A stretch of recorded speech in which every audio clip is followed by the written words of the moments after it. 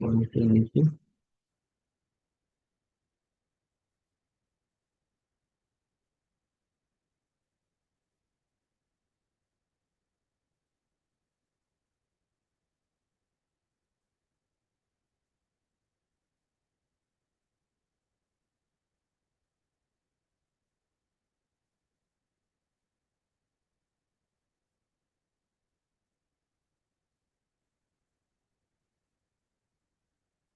मैं शुरुआत करिए। ओम नमो भगवते वासुदेवाय नमः। ओम नमो भगवते वासुदेवाय नमः। ओम नमो भगवते वासुदेवाय नमः। ओम अज्ञानतिमिरान्धस्य ज्ञानविनाशनाय तत्पुरुषोत्तमाय नमः। तस्मै श्री गुरुवे नमः। श्री चैतन्यमनोभीष्टं शान्तिपूर्णेन भूतले त्र्यम्बकं कलामहे तदास्ति सुखदायकं।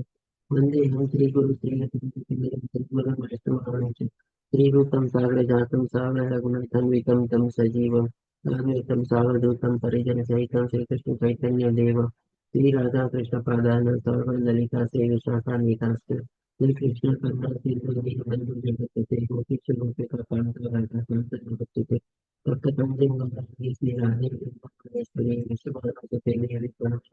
ini melancarkan antara baris cakupan untuk diawaja bagi tanam pawan yang dia wajib dan nama-nama namun Wisnu pada yang Wisnu Krishna yang buat dari sini ke mati adalah suami ini namaste saraswati devi narayan krishna ini Wisnu sendiri wali namaste pada sekali जय श्री कृष्ण चैतन्य प्रभु नित्यानंद श्री अद्वैत गदाधर श्रीवासादि गौर भक्तवृंद हरे कृष्ण कृष्ण कृष्ण हरे हरे हरे राम तेरा तो पास की जय तेरा नाम है प्रणाम हरे कृष्ण सर्वे हरे कृष्ण दंडवत प्रणाम। हरे कृष्ण सर्वे हरे कृष्ण प्रभु जी, दंडवत प्रणाम। हरे कृष्ण सर्वे हरे कृष्ण। हरे कृष्ण सर्वे हरे कृष्ण सर्वे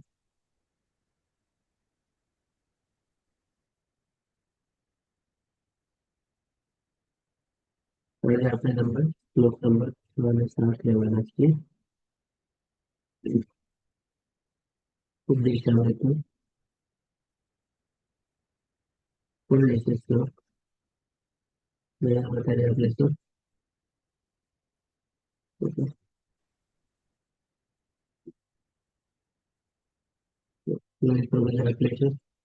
हाँ मत हरे प्रभु जी, हरे कृष्ण। हरे कृष्ण दृष्टेः स्वभाव जनितेर्वपुषश्च दोषे न प्राकृतत्वमिह भक्तजनस्य पश्ये गंगाम्बसान खलु बुध पक्के ब्रह्म द्रवत्वं पगच्छति निरधमे। हरे कृष्ण। ले लो ने प्रभु, शब्दार्थ नहीं કે અનુવાદ? ખાલી અનુવાદ ને? શુદ્ધ ભક્ત પોતાની મૂળ કૃષ્ણ ભાવનાની અવસ્થામાં સ્થિત હોવાથી પોતાને શરીર સાથે એકરૂપ સમજતો નથી. આવા ભક્તને ભૌતિક દ્રષ્ટિબિંદુથી જોવા જોઈએ નહીં. ભક્તનું શરીર હલકા કુળમાં જન્મેલું હોય, કદરૂપા ચહેરાવાળું હોય, સુરૂપ હોય, રોગી હોય, નબળું હોય તો ખરેખર તે તરફ ધ્યાન આપવું જોઈએ નહીં. સામાન્ય દ્રષ્ટિ પ્રમાણે શુદ્ધ ભક્તના દેહમાં આવા દોષ ભલે આંખે ચડતા હોય, પણ આવી દેખીતી ખામીઓ છતાં પવિત્ર ભક્તનો દેહ દૂષિત થઈ શકતો નથી. તે બરાબર ગંગાજળ જેવો હોય છે. ગંગાજળ પણ વર્ષા ઋતુમાં પરપોટા, ફીણ અને કાદવથી કેટલીક વાર ભરપૂર હોય છે, પણ તે દૂષિત થતું નથી. જેવો આધ્યાત્મિક જ્ઞાનમાં આગળ વધેલા છે એવા ભક્તો ગંગાજળની સ્થિતિ કેવી છે તેનો વિચાર કર્યા વગર તેમાં સ્નાન કરશે. હરે કૃષ્ણ પ્રભુજી. હરે કૃષ્ણ. ધન્યવાદ લખી પ્રભુ. તો આ જે શ્લોક છે, આ જે લક્ષણ છે, સૌથી પહેલા તો આપણે કયા પ્રકારના ભક્તના લક્ષણ છે આપણે ગયા અઠવાડિયે જોયું તો આપણે ચોથો અને પાંચમો શ્લોક કવર કર્યા હતા. એમાં આપણે 3 પ્રકારના ભક્તના લેવલ જોયા હતા. શું લખે છે હિરલ માતાજી? નોટ્સ કઈ રીતે બનાવવું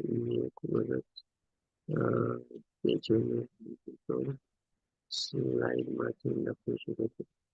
ઓકે હિરલ માતાજી. તો ગઈકાલે લાસ્ટ આપણે શનિવારે ચોથો અને પાંચમો શ્લોક કવર કર્યા હતા. એના સંદર્ભમાં આપણે ભક્તના 3 લેવલ જોયા હતા. ક્યાં 3 લેવલ હતા એ કોણ કહેશે? અથવા તો 3 કઈ કેટેગરી? કનિષ્ઠ, મધ્યમ ને ઉત્તમ કનિષ્ઠ અધિકારી. અધિકારીમાં જેમાં ને ઉત્તમ. બરાબર, ધન્યવાદ લલિત પ્રભુજી. હિરલ માતાજી આપનો એન્ડેસ હતો. બરાબર. તો આ જે લક્ષણ જે અહીંયા બતાવવામાં આવેલા છે આ 6થા શ્લોકમાં, આ કોના હોઈ શકે? આ મધ્યમ ના હોઈ શકે કે કનિષ્ઠ કે ઉત્તમ? કોના હોઈ શકે આ લક્ષણ જે અહીંયા આપણને કહેવામાં આવેલું છે? ઉત્તમ ભક્ત. ઉત્તમ ભક્તના. કેવી રીતે આપ કહી શકો કે આ ઉત્તમ ભક્તના લક્ષણ હોવા જોઈએ? કારણ કે શુદ્ધ ભક્તના લક્ષણ આમાં બતાવેલા છે. બરાબર. સૌથી પહેલા જો કીધેલું છે શુદ્ધ ભક્ત. તો આ જે આ શ્લોકને આપણે 3 પાર્ટમાં કવર કરશું. એટલે મેં અહીંયા શું 3 પેરેગ્રાફમાં આના અનુવાદને ડિવાઈડ કરેલા છે. તો સૌથી પહેલા આપણે પહેલા પાઠ તરીકે આગળ વધીએ તો એમાં જોઈએ કે ભાઈ શુદ્ધ ભક્ત પોતાની મૂળ કૃષ્ણ ભાવનાની અવસ્થામાં સ્થિત હોવાથી, એટલે કે ઉત્તમ અધિકારીના લક્ષણ છે શુદ્ધ ભક્ત છે, અનન્ય ભક્તિમાં અવિચલિત ભક્તિમાં પોતે પ્રવૃત્ત થયેલો છે. અને એ સ્થિતિ હોવાથી શેના માટે ભગવાન કહે છે કે ભાઈ પોતાના શરીર સાથે એકરૂપ સમજતો નથી. એટલે કે સંપૂર્ણ રીતે હવે દેહાત્મા કે ને કે ભાઈ દેહ અલગ છે અને આપણું શરીર અલગ છે અથવા તો આત્મા અલગ છે. કોઈ રીતે પોતાને દેહ અથવા પોતાના શરીર સાથે સાંકળતો નથી, પણ સંપૂર્ણ શુદ્ધ અવસ્થામાં પોતે આત્મ સાક્ષાત્કારની અવસ્થા સુધી આપણે કહી શકીએ કે પ્રબુદ્ધ રીતે પોતે અવસ્થિત થયેલો છે અને ભગવાન સાથે જોડાયેલો છે શુદ્ધ ભક્તિ દ્વારા. તો આના ભક્તોના જે લક્ષણો જે છે આપણે જોઈએ છીએ કે ભગવદ્ ગીતામાં પણ ભગવાન આપણને આ ચીજો વિશે થોડું ઘણું વર્ણવેલું છે. સૌથી પહેલા તો એનું શરીર સાથે કોઈ કહે ને કે નિસ્બત રહેતો નથી, કારણ કે સંપૂર્ણ રીતે એને પોતાની જાતને દેહ સાથે અલગ તારવી દીધો છે. અથવા ખાલી દેહને જે છે આપણે કહે ને કે સાધન માધ્યમ અથવા એક જાતનું જેમ આપણું આત્માનું કપડું છે એ રીતે જેને લઈને ચાલે છે. તો જેમ 13મા અધ્યાયના 33મા શ્લોકમાં ભગવાને કીધેલું છે કે આમાં પણ આપણને આકાશની એક સરસ મજાની કમ્પેરિઝન આપીને દાખલો આપીને ભગવાન સમજાવે છે કે આકાશ જો કે સર્વવ્યાપી છે, બધી જગ્યાએ આત્મા છે. એવી જ રીતે એવી જ રીતે આત્મા પણ શું છે આ જગતમાં બધી જગ્યાએ છે. જીવોમાં આત્મા રહેલી છે. આપણે સ્થાવર હોય કે જંગમ હોય, જેમ કે આપણે વૃક્ષોને બધા આપણે ચાલી નથી શકતી પણ એમાં પણ આત્માનો વાસ છે. ફળ ફૂલ આ તે બધામાં આત્માનો વાસ રહેલો છે. નાના નાના કીટાણુમાં પણ આત્માનો વાસ રહેલો છે. એટલે બધી જગ્યાએ આત્મા પણ સર્વવ્યાપી છે. પછી છતાં પોતાની સૂક્ષ્મ પ્રકૃતિના, આત્મા ઘણું સૂક્ષ્મ છે. આપણે જાણી ગયા છે કે વાળના અગ્રભાગના 10,000માં ભાગ જેટલો નાની સાઈઝ છે આત્માની, કારણ કે તે કોઈ પણ વસ્તુથી લિપ્ત થતું નથી. એટલે કે આપણું શરીર ગમે તેવા પ્રકારનું હોય, ગમે તેવા કલરનું હોય, ગમે તે જગ્યાએ રહેતું હોય, ગમે તે વાતાવરણમાં રહેતું હોય, એનાથી એ લિપ્ત થતું નથી. એવી જ રીતે બ્રહ્મ દ્રષ્ટિમાં સ્થિત આત્મા શરીરમાં અવસ્થિત હોવા છતાં શરીરથી લિપ્ત થતો નથી. એટલે કે આત્મા હંમેશા શુદ્ધ રહે છે. એને કોઈ વિકારો આપણે કહીએ ને કે શરીરમાં કાંઈ પણ એવી ખોટખાપણ હોય પણ એનાથી આત્મા જરાય લિપ્ત થતો નથી. આત્મામાં કોઈ એવી ખોટખાપણ રહેતી નથી. આત્મા કોઈ દૂષિત થતો નથી. આત્મા હંમેશા શુદ્ધ તત્વતા એની જાળવી રહી છે, જે પરમાત્માનો અંશ છે આપણે. હવે તમે કહેશો કે ભાઈ એવી જ રીતે બ્રહ્મ દ્રષ્ટિમાં સ્થિત આત્મા, તો આ આત્મા આવી રીતે બ્રહ્મ દ્રષ્ટિમાં કેવી રીતે સ્થિત થાય છે? તો એના સંદર્ભમાં પણ ભગવાને તમે જો આપણને 14મા અધ્યાયના 26મા શ્લોકમાં કીધેલું છે કે જે મનુષ્ય સર્વ સંજોગોમાં ચૂક્યા વગર અવિચલ ભક્તિમાં પરોવાયેલો રહે છે. અહીંયા જેમ કીધેલું છે શુદ્ધ ભક્ત, તો શુદ્ધ ભક્તની વ્યાખ્યા અથવા પરિભાષા એ જ છે ભગવાનની અવિચલ ભક્તિ, ભગવાનની નિરંતર ભક્તિ, ભગવાનની શુદ્ધ ભક્તિ, અનન્ય ભક્તિમાં પ્રવૃત્ત થયેલો હોય. તો જ્યારે આવી ભક્તિમાં પ્રવૃત્ત થયેલો હોય તો એની જે સ્થિતિ કેવી હોય છે? તો ભગવાને કીધેલું છે કે તરત જ ભૌતિક પ્રકૃતિના ગુણોને પાર કરી જાય છે. આમાં ભૌતિક પ્રકૃતિના ગુણો એટલે કે ત્રિગુણી માયા તો આવી જ ગઈ, પણ સાથે સાથે જેનો આપણે કહીએ ને શરીર સાથેનો જે દેહાત અલક્ષ્ય ભાવ છે જે છે એનાથી પણ ટોટલી પોતે વિખૂટો પડી જાય છે. પોતે પોતાને આત્મા અને પરમાત્માની સાથે જ પોતાને એકરૂપ અથવા એ રીતે સમજે છે.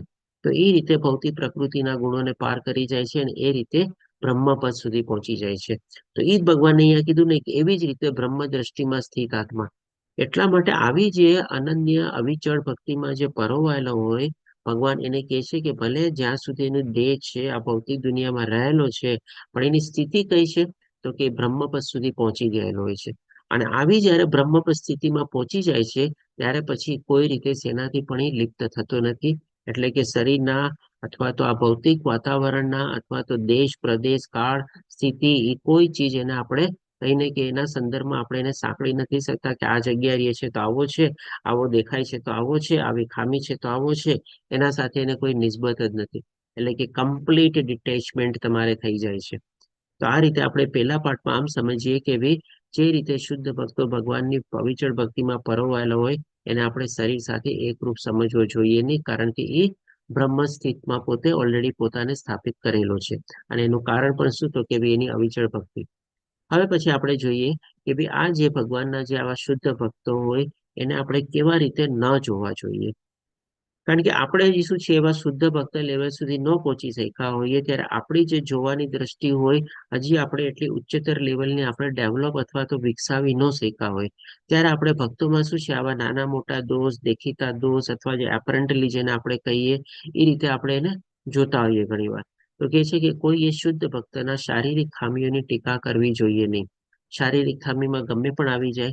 ઘણીવાર ઇનબોર્ન પણ કોઈક ને કોઈક શારીરિક ખામી હોય. આપણે ઘણીવાર આગળ વધતા વધતા કોઈ જગ્યાએ પડી ગયા હોય કે વાગી ગયું હોય કે દાઝી ગયા હોય તો એવી શારીરિક ખામી થઈ જાય.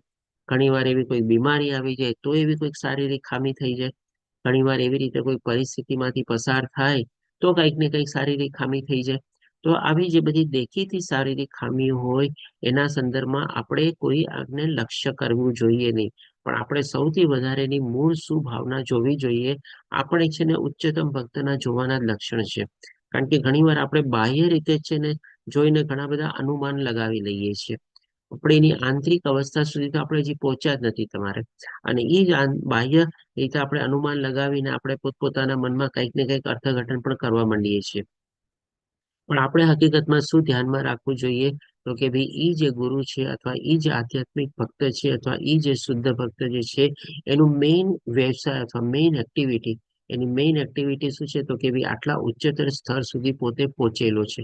અને કેવી રીતે પહોંચેલો છે? તો કે ભાઈ એને અનન્ય અને નિરંતર ભગવાનની ભક્તિ અને સેવામાં પોતે પ્રવૃત્ત થયેલો છે. તો એ ચીજ આપણે મેઇન જોવાની હોય છે. નહીં કે ભાઈ એની બાકી બધી આપણે શારીરિક રીતે એપરન્ટલી અથવા દેખીતી રીતે જે કાંઈ પણ જોઈએ છે.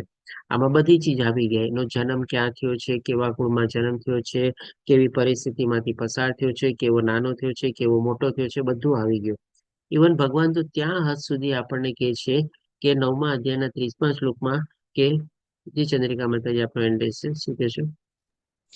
હરે કૃષ્ણ પ્રભુજી. આ શરીર છે એ આપણે બિલ્ડિંગ સાથે સરખાવીએ બરાબર.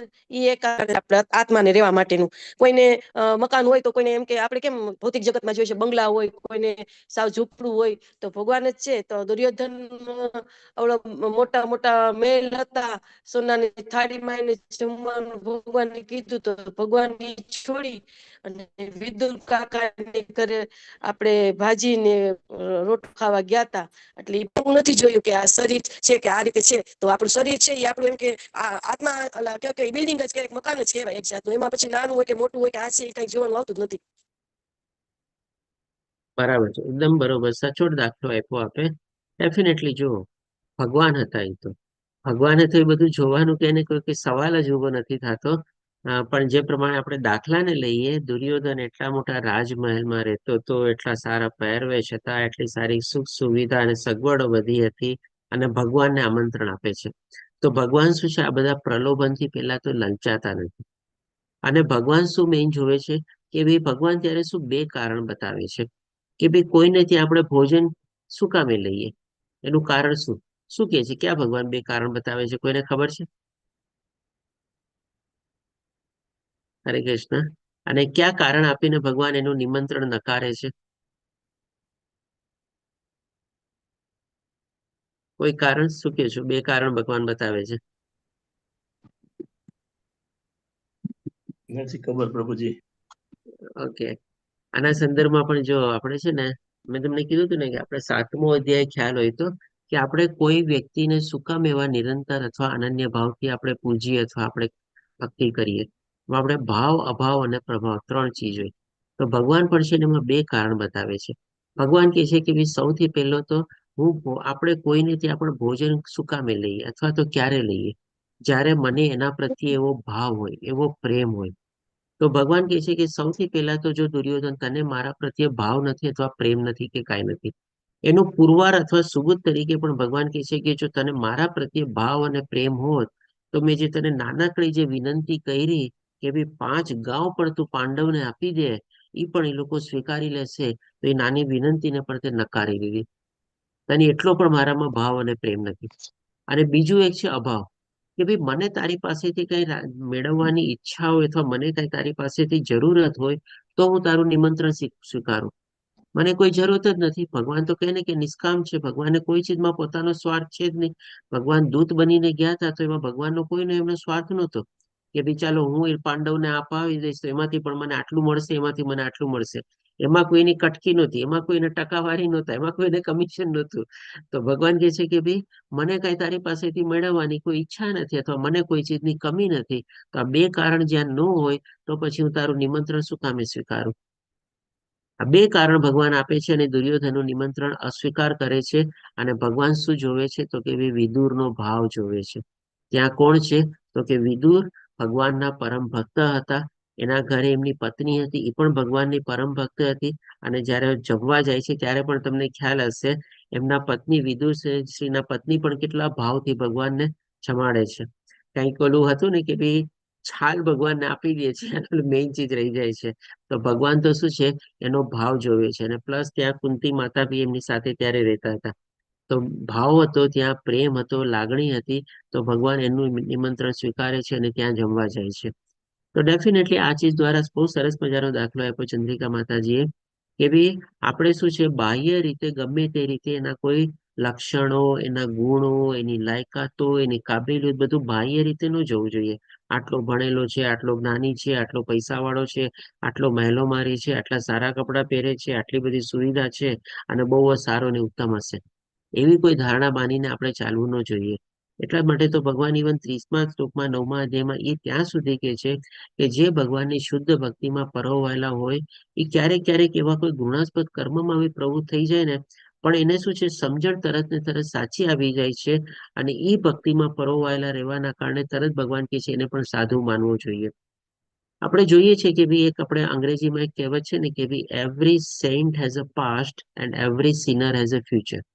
એટલે કે મોટામાં મોટા સંત હોય એને પણ એનો કંઈક ભૂતકાળ હોય. આપણે બધા કોઈ દૂધના ધોયેલા નથી. આપણે બધા જન્મતા આવે તો ભગવાનના પરમ ભક્ત નથી. આપણે પ્રહલાદ મહારાજ જેવા નથી, આપણે ધ્રુવ મહારાજ જેવા નથી. આપણે પણ કંઈક ને કંઈક આપણામાં દોષ રહેલા હોય. પણ આપણી લાઈફમાં જયારે આપણે યુ ટર્ન લઈએ ત્યારે આપણું પણ એક નવું ફ્યુચર બને છે. આપણે એટલે કે આપણે બધા પાપી છીએ. જેમ કે every saint has a past, એટલે કે દરેક સંતને એક પોતાનો ભૂતકાળ હોય છે. આપણને પણ માની લો આપણે એવી ઉચ્ચ ભક્તિમાં પહોંચશું અને પહોંચી જઈએ ત્યારે આપણો પણ તો ભૂતકાળ હશે જ ને. આપણે શું અત્યાર સુધી જીવનમાં કઈ ખોટું નહીં કર્યું હશે? કંઈક ને કંઈક કર્યું જ હશે આપણે, જાણતા અજાણતા આપણે. અને એટલા બીજું પણ છે કે ભાઈ every sinner has a past. તો એવા એટલે કે દરેક પાપીને પણ એને પોતાનું ભવિષ્ય હોય છે. તો આપણે પણ બધા અત્યારે એવા પાપ કર્મથી પ્રવૃત્ત થયેલા હશું, પણ જયારે આવી શુદ્ધ ભક્તિમાં આગળ વધશું અને પ્રયાસ કરશું અને ભગવાનની કૃપા થશે અને જો આપણે ત્યાં સુધી પહોંચી જશું તો આપણું પણ એક ફ્યુચર અથવા ભવિષ્ય કેટલું ચેન્જ થયેલું હશે. આપણે પોતે અત્યારે પણ અનુભવી શકીએ છીએ. જ્યારથી આપણે આ બધામાં જોડાયેલા છે, કૃષ્ણ ભાવનામૃતમાં, આ ઇસ્કોનના ક્લાસીસમાં, અલગ અલગ લેવલમાં આપણે આગળ વધી રહ્યા છીએ. આપણી શુદ્ધ ભક્તિ તરફ પણ આપણે આગળ વધવાના પ્રયાસો કરીએ છીએ. બહુ મથામણ કરીએ છીએ, બહુ ઘર્ષણ આપણે કરીએ છીએ, પણ ભગવાન આપણો સાથ આપે છે અને આપણે આગળ વધી રહ્યા છે.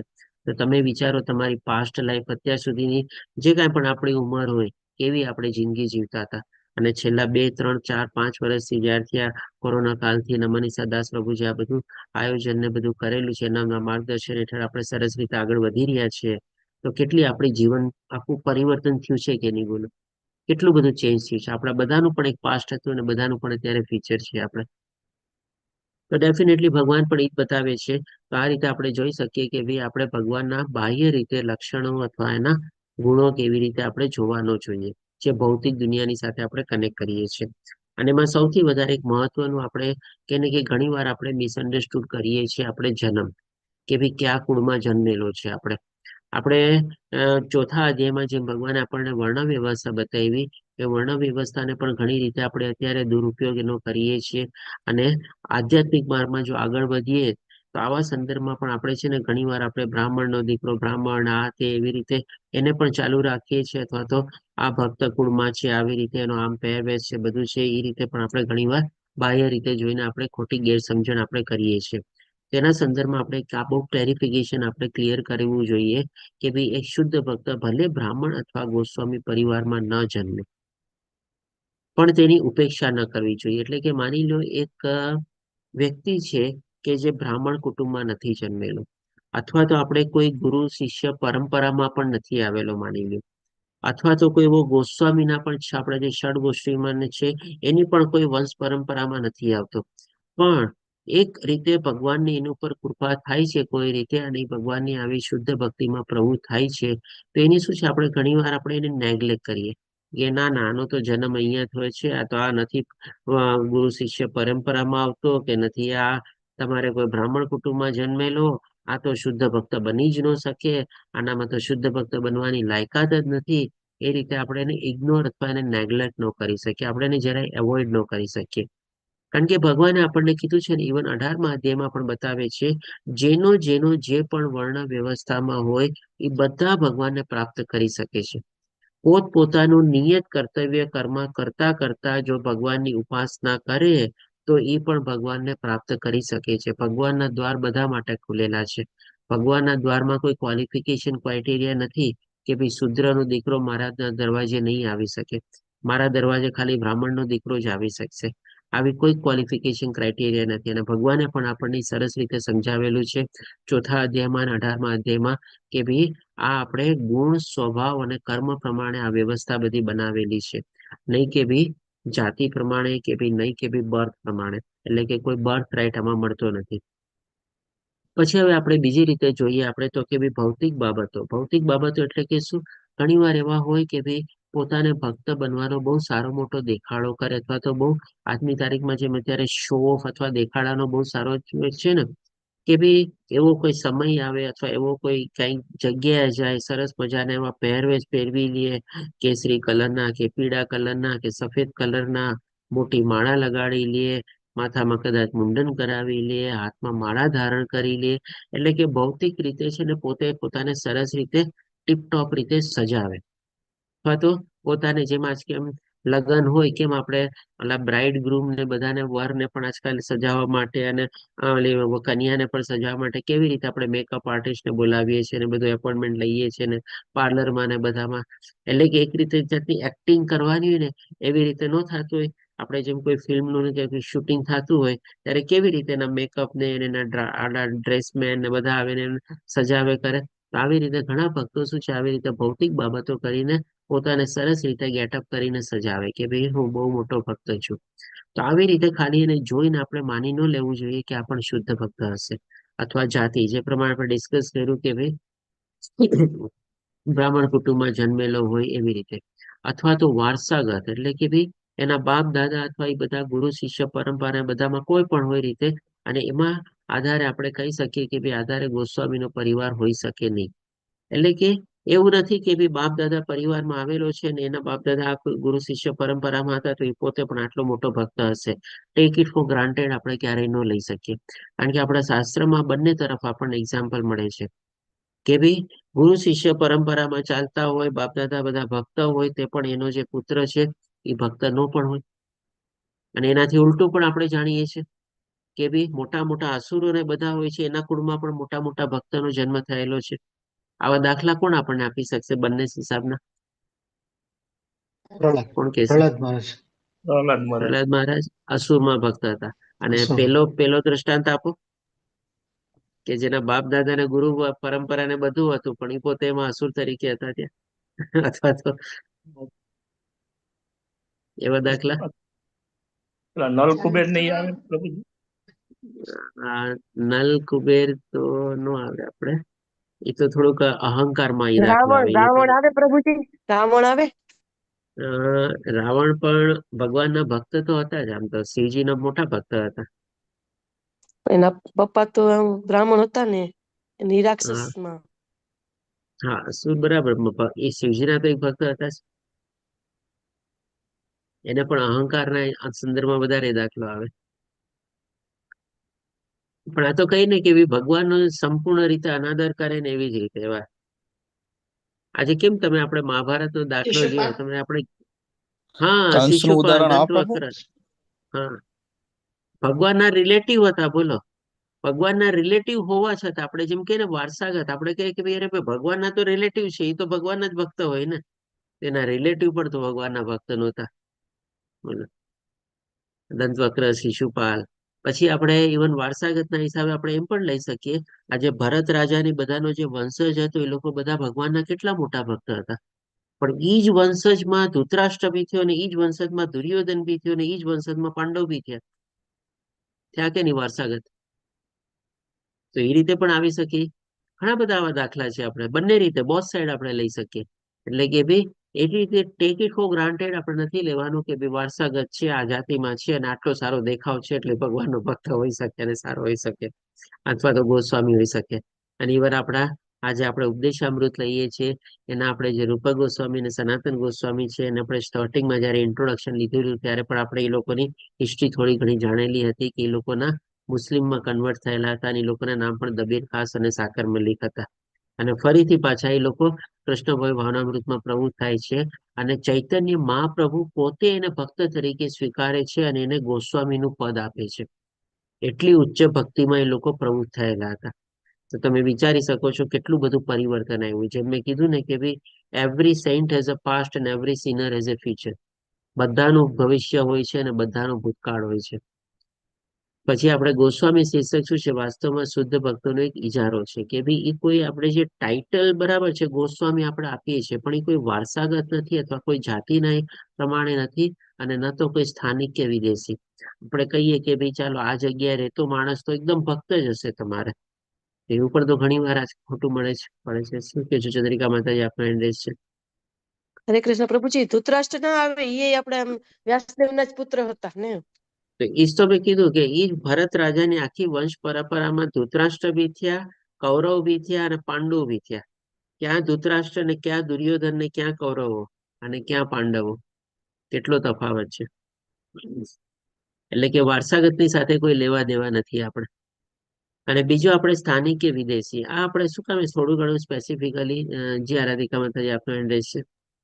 હરે કૃષ્ણ પ્રભુજી. હરે પ્રભુજી, જે કૃષ્ણ. ભરત રાજા કહે ને તો તેમાં આ કૌરવો છે તે લોકોના વંશમાં નથી આવતા મારા ખ્યાલથી. કારણ કે ભરત રાજાએ એમનું રાજ્ય કોઈ એમના છોકરાઓને નહીં આપેલું, પણ જે યોગ્ય પર્સન હોય એને આપેલું હતું, એવું કઈ લાગે છે પ્રભુજી? જ્યાં સુધી મને ખ્યાલ છે ત્યાં સુધી આપણે જો ભરત રાજાની સ્ટોરી લઈએ છીએ, હા. એમાં આપણે એ જ જાણીએ છીએ કે ભાઈ પોતાના વંશજોને એ પોતે રાજગાદી સોંપી અને પછી એક રાતના પોતે કોઈને કીધા વગર પોતે ગામ છોડીને ભગવાનની સેવામાં માટે વયા જાય છે. એ if A I M A not છે ને, મિસ્ટેકન. મને લાગે પ્રભુજી એ ભરત રાજા જુદા છે, જે આપણા જળ ભરત ને આવે ને તે. પણ જે આ કૌરવોની વંશ પરંપરાગતમાં જે પહેલા ભરત રાજા હતા ને, એનું એવું, એટલે મને પણ ખબર નથી પ્રભુજી કે રાઈટ છે કે રોંગ છે, પણ કદાચ એવું છે કે એમને બધા છોકરાઓ હતા, પણ એમને એમનાથી કોઈ છોકરો લાયક નહીં લાગેલો એમ કે રાજગાદી પર બેસી શકે. તો એમણે કોઈ બીજાને, એમના કોઈ પ્રધાનમંત્રી કે કોઈ હતું ને, તો એનો છોકરો લાયક લાગતો હતો તો તેને રાજગાદી આપેલી હતી. તો તેમાં મને લાગે શાંતનુ રાજા આવે છે. એટલે શ્યોર તો નથી પ્રભુજી, પણ એવું લાગે છે. મેં ચાલો આપણે જોયું એના છે કે ડિસ્કશનમાં સાંભળ્યું છે. નથી. હરે કૃષ્ણ પ્રભુજી. આ શકુંતલાના પુત્ર હમ. ભરત રાજા હતા અને એમના પંથમાં આવે છે આ પરંપરા. બરોબર, ઓકે. એનીવે ચાલો, ભરત રાજા ઘણા બધા હતા. ટૂંકમાં મારો કહેવાનો તાત્પર્ય એ છે કે એ ભરત રાજાના પરંપરામાં આપણે મોટા મોટા ભક્તો બી થઈ ગયા અને મોટા મોટા આવા બી થઈ ગયા, અભક્તો બી થઈ ગયા. હવે બીજું આપણે જે છે કે ભાઈ સ્થાનિક અને વિદેશી, આના સંદર્ભમાં છે ને થોડુંક આપણે ક્લિયર કરી લઈએ. કારણ કે આપણે જે અત્યારે ઇસ્કોન સંસ્થા સાથે આપણે જે જોડાયેલા છે, કૃષ્ણ ભવનામૃતમાં જે આપણે દેશ વિદેશોમાં બધી જગ્યાએ ફેલાયેલી છે, આજની તારીખમાં પણ છે ને ઘણા બધા આવા મિસકન્સેપ્શન અને મિસઅન્ડરસ્ટેન્ડિંગ પ્રવૃત્ત છે. આપણામાંથી કેટલા અનુભવેલું હશે કે નહીં ખબર નહીં, પણ જેમ આપણે ક્યારેક આપણે વૃંદાવન જઈએ ને, તો આજે પણ છે ને આપણે ઇસ્કોન મંદિરને છે ને તમે જો કે અંગ્રેજ મંદિર તરીકે કહેવામાં આવે છે. એમ આઈ રાઈટ ઓર નોટ? શું કહો છો આ બધા? યસ પ્રભુજી, હા પ્રભુજી. ઇસ્કોનને જ અંગ્રેજ ગણે છે. હા, ઇસ્કોન ને અંગ્રેજ મંદિર ઇસ્કોનને જ જ ગણે અંગ્રેજી છે. ગણે છે. હમ. ઇવન ત્યાં તમે ઓટો રિક્ષા ને બધામાં બસમાં કે એમાં બેસો ને એને આપણે કે ઇસ્કોન ટેમ્પલ કે અંગ્રેજ મંદિર બોલો એ લોકો પણ આપણને ઘણી વાર એમ જ કહે છે તમારે. અને ઇવન આ તો મેં રિસેન્ટલી હમણાં 2023માં ગયો ને ત્યારે પણ મેં પોતે આવું અનુભવેલું કે ભાઈ એ લોકો એને અંગ્રેજ મંદિર તરીકે ટોટલી બતાવે છે. તો જે ચંદ્રિકા બતાવી આ ફ્રેન્ડ છે શું કહે છે? હરે કૃષ્ણ પ્રભુજી, હું એમ કહું ને કે હું તો ઇસ્કોનમાં જોડાઈ ગયા રિટાયર થઈ પછી ઈ કે તમે હાવ બોગસ પંથ પકડો છે કે ઈ છે ને ઇસ્કોન વાળા ઈ બધા વિદેશી છે અને એનો પૈસો છે ને બધો છે કે ઈ તો હાવ તમે નકામું કર્યું, તમે કે ખોટું કર્યું છે એમ કે પ્રભુજી બધા. એટલે એ કહું ને થોડું ઘણું આ બહુ મોટો મિસઅન્ડરસ્ટેન્ડિંગ આપણે આના સંદર્ભમાં આપણે આજની તારીખમાં બહુ પ્રવૃત્ત થયેલો છે. જેમ આપણે આ વર્ણ વ્યવસ્થાનો જે મિસઅન્ડરસ્ટુડ અને મિસયુઝ કરીએ છીએ ને એવી જ રીતે આપણે ઇસ્કોનને પણ ઘણી વાર આ લોકો આવી રીતે આપણે કરીએ છીએ આપણે. તો ડેફિનેટલી આ બધી ચીજો છે ને હવે આસ્તે આસ્તે જુઓ પ્રભુપાદ જયારે હતા ને ત્યારે એને તો આપણા કરતા પણ મોટો સંઘર્ષ એને સામે ઝેલવો પડ્યો હતો. જી લલિત પ્રભુજી આપ શું કહો છો? ના એ જ કહેવાનો હતો. પ્રભુપાદજી પોતે લખે છે ગુરુભાઈઓ વિરોધ કરતા હતા હા એ જ તો આજે કે ઉપદેશામૃતમાં અંગ્રેજોને જો કેવી રીતે એમાં જ આપી એ લખેલું. શકાય. હા એમાં જ એ લખેલું છે કે એને તો કેટલો મોટો ઓર આપણી કરતા મોટો સંઘર્ષ કરવો પડ્યો હતો અને વિરોધોનો સામનો કરવો પડ્યો હતો કે એ લોકો તો ઇસ્કોન પરંપરા ને ઇસ્કોન સંસ્થામાં જે ત્યારના આચાર્યો ને ત્યારના જે ગુરુઓ હતા ને એ લોકો જ પ્રભુપાદજીનો વિરોધ કરતા કે ના તમે ક્યાંથી લઈ આવ્યા બધા ભક્તોને તમે આ લોકોને તમે સ્વીકારશો જ નહીં. આ લોકો બધા કોણ છે તમારે? કારણ કે એના તો બધા અનુયાયીઓ ત્યારે ફોરેન માંથી આવ્યા હતા, બધા વિદેશમાંથી અમેરિકા ને બધાથી આવ્યા હતા. તો એ લોકોને બધાને આ લોકો સ્વીકારતા જ નહોતા, માનતા જ નહોતા કે ભાઈ આ લોકો ગોસ્વામી બની શકે, આ લોકોને તમે દીક્ષા આપી શકો, આ લોકોને દીક્ષા આપવા માટે આ લોકો લાયક છે કે કાંઈ નહીં. સંપૂર્ણ રીતે આપણે 100% કટ્ટર વિરોધી હતા ઇસ્કોના સંસ્થાપકના બધાના આચાર્ય તમારે. તો આજની સ્થિતિમાં ઈ કમ્પેરિઝન જોવા જઈએ તો થોડું ઘણું નહીં ઘણું ખરું ચેન્જ થયું છે આપણે. આજે જોઈએ છીએ જેમ કે જય પતાકા સ્વામી અત્યારે પણ આપણે ઇસ્કોનના હેડક્વાર્ટરમાં આપણે માયાપુરમાં આપણે એના સંદર્ભમાં પણ આપણે ઘણા લોકોએ દીક્ષા લીધેલી હશે આમાંથી આપણે. આવો થોડો ઘણો તો હજી થોડો ચેન્જ થયો છે. પણ જેમ કીધું ને કે હજી પણ આપણે જઈએ વૃંદાવનમાં જઈએ એવું અંગ્રેજ મંદિર જાના. અને જેમ ચંદ્રિકા માતાજીએ કીધું ને તમે તો હાવ ખોટું કર્યું, એ તો અંગ્રેજ છે, ત્યાં તો પૈસો આમ જાય છે તે ત્યાં આમ જાય છે. આ બધું ભૌતિક રીતે જ ઈ લોકો જોવે છે. અરે ભાઈ આપણા કરતા વધારે કેટલી શુદ્ધ ભક્તિ, કેટલા શુદ્ધ ભાવે એ લોકો કીર્તન કરે છે, કેટલું સરસ એ લોકોને ભગવદ્ ગીતા અને ભાગવતમની ઊંડી સમજણ છે, એ બધું કોઈ કઈ નથી જોતા. પણ આવી રીતે એને જોવે છે તમારે. તો આ બધું પણ શું છે આસ્તે આસ્તે ડેફિનેટલી કોને ખબર. આપણે જેમ કે અત્યારે મારે દર 20 વર્ષે જેમ કે એક પેઢી ચેન્જ થાય.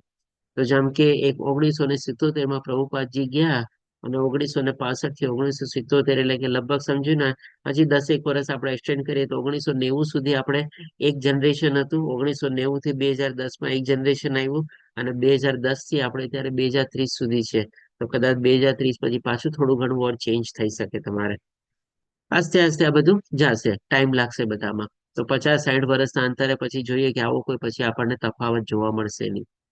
એટલે ગોસ્વામી શિક્ષક છે એ કોઈ રીતે વારસાગત નથી પણ એ આપણે ગુણ લાયક અને એના પ્રમાણે આપવામાં આવે છે. ટૂંકમાં ગોસ્વામીનો મતલબ એટલે કે બીજા જેણે ઇન્દ્રિયો પર કાબુ મેળવેલો હોય, પછી ગમે તે હોય, ઇટાલિયન હોય કે ઇન્ડિયન હોય કે અમેરિકન હોય કે તમારે થાઈલેન્ડ હોય કે ચાઇનીઝ હોય કે ગમે તે હોય, જેણે ઇન્દ્રિયો ઉપર કાબુ મેળવેલો છે એને આપણે ગોસ્વામી કહી શકીએ આપણે. હવે આપણે જોઈએ કે જો આવી રીતે આપણે જો કોઈ આવો અપરાધ કરીએ તો શું થાય. જય રાધિકા માતાજી શું કહે છે? હરે કૃષ્ણ પ્રભુજી, પ્રણામ પ્રભુજી. પ્રભુજી હમ એ પેલું જે ખાલી ડિસ્કશન હતું કે પેલું જે કે ને કે ઇસ્કોનના પૈસા બધા વિદેશમાં જાય છે એમ. તો એમાં હમ યુટ્યુબમાં અમોઘ લીલા પ્રભુજીનું સારું લેક્ચર હતું જે સમજાવેલું હતું કે વિદેશના હમ કેટલા છે જેવા કે ફોર્ડ કંપનીના માલિક છે કે એ લોકો છે, તો એ લોકો હા વિદેશમાંથી ઉલટા પૈસા લાવીને ઇન્ડિયામાં આપે છે અને મંદિર બનાવવામાં મદદ કરે છે. તો એટલે આપણાને જે આ રીતે કેતું હોય તો આપણી પાસે એનું નોલેજ હોવું જોઈએ કે આપણે એને સામે સમજાવી શકીએ એમ કે ડેફિનેટ. આજે વિદેશના જેમ કે પૈસા માયાપુર ઇન્ડિયામાં આવે છે, નહીં કે ઇન્ડિયાના પૈસા વિદેશમાં જતા છે. સાચી વાત છે. આજે જેમ કે માયાપુરમાં આટલું મોટું મંદિર બની રહ્યું છે આપણે સૌથી લાર્જેસ્ટ કૃષ્ણા ટેમ્પલ કહેવામાં આવે છે ત્યારે બનેલું છે. હજી પણ એનું થોડું ઘણું કામકાજ ચાલી જ રહ્યું છે. આપણે 2023માં પણ હું જયારે ગયો હતો ત્યારે પણ હજી મેં જોયું છે કામકાજ ચાલતું હતું જ. અને હું જયારે નાનો હતો ત્યારે હું લગભગ 1978 સૌથી પહેલી વાર માયાપુર ગયો હતો. ત્યારે તો આમ કે ને એકદમ ખાલી જમીન જેવું ને એક નાનકડું એક ટેમ્પલ જેવું નહીં જ હતું. આ પછી 1978 પછી લગ્ન પહેલા ગયો હતો, અને લગ્ન પછી પાછો એકવાર હું ગયો હતો લગભગ 2000ની સાલમાં. એટલે કે દર 20 વર્ષે જવાનું થયું મારે આમ જોવા જાવ તો કદાચ. અને પાછો આ 2023માં ગયો. તો ઘણું બધું ચેન્જીસ થયું છે, અને હજી થોડું ઘણું બની જ રહ્યું છે. એમાં જેમ કે જે માતાજી એક્ઝામ્પલ આપ્યો, એમણે લગભગ 300 થી 400 કરોડ રૂપિયાનું એમાં ઇન્વેસ્ટ કરેલું છે આપણે એ માયાપુર ટેમ્પલના બાંધકામ માટે. એટલો મોટો ફાળો અને એટલું મોટું યોગદાન આપેલું છે આપણે. ડેફિનેટલી છે જ આપણે.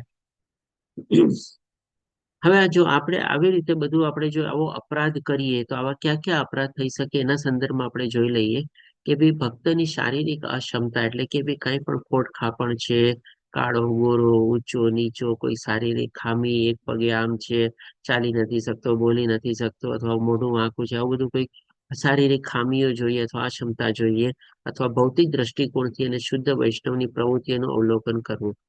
એટલે કે ડેફિનેટલી આપણે એનો આંતરિક ભાવ જોવાનો છે, એની ભક્તિ કેવી છે એ જોવાની છે, કઈ ગુરુ શિષ્ય પરંપરામાં આવે છે એ જોવાનું છે, આપણે કયા કયા સંદર્ભોથી એમણે જ્ઞાન મેળવેલું છે એ જોવાનું છે, પોતે બોલે છે શું છે એ જોવાનું છે આપણે.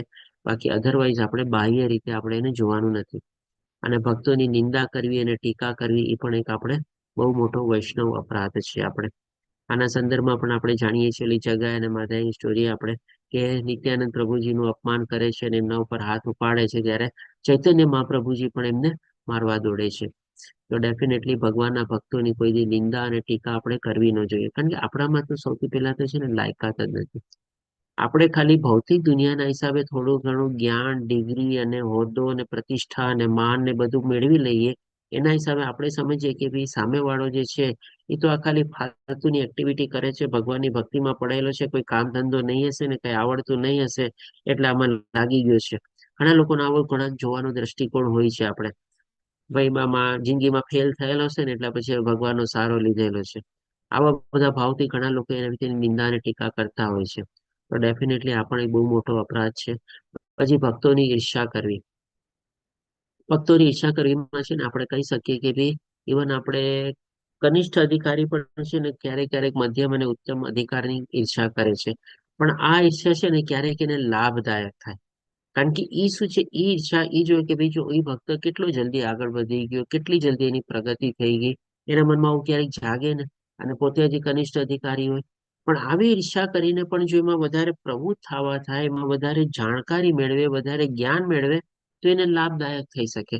પણ હવે ઉલટી રીતે લઈએ તો પછી એમાંથી પણ એ પોતે ઓર પતિત થાય. તો ડેફિનેટલી જો ભક્તના લેવલ અને કેટેગરીમાં પણ જો આપણે ઈર્ષ્યા કરીએ, એમાં પણ આપણે બે પહેલું છે અને બંને બાજુ આપણને ફાયદો અને નુકસાન થઈ શકે છે. પણ જો આપણે કોઈ અભક્ત તરીકે ભક્તની કોઈ ઈર્ષ્યા કરતી હોય ને, તો એ પતિત છે અને પતિત રહેવાનો જ છે, ને કદાચ ઓર પતિત પણ થવાનું છે તમારે. એને તો નુકસાન જ છે આપણે. પછી એક સશક્ત ભક્ત જે કૃષ્ણ ભાવનામૃતનો ચળવળનો ફેલાવો કરે છે અને સામાન્ય માનવી ગણવો જોઈએ નહીં.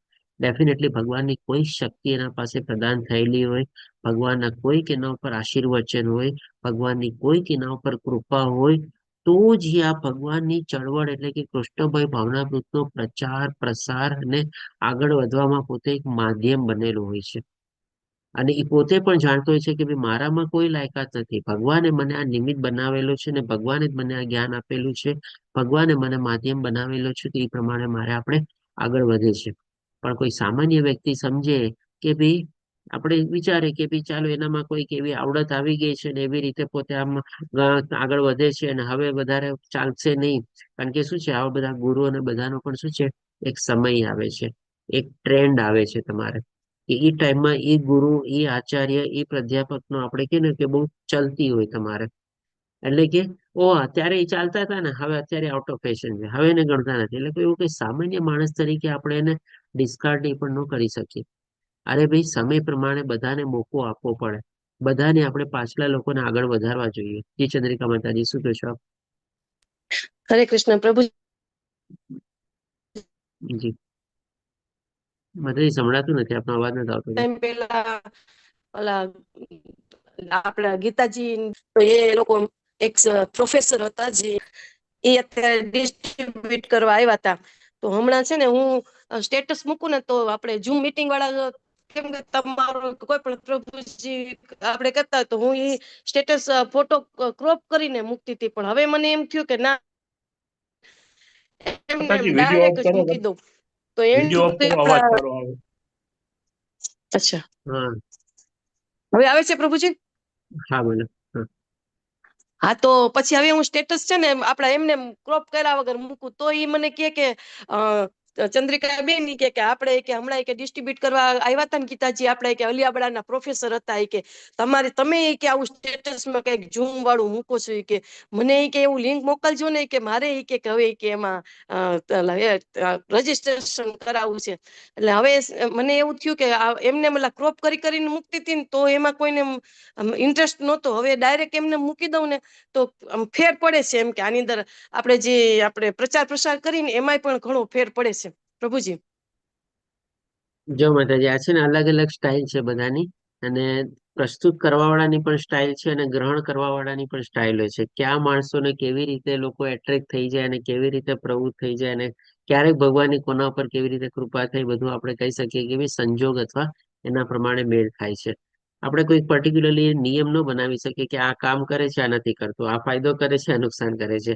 આપણી ભાવના જોવાની છે કે ભાઈ પ્રચાર અને પ્રસારમાં મારે પ્રવૃત્ત થવું છે, ગમે તે રીતે, વોટ એવર ઇટ ઇઝ રીતે. બસ.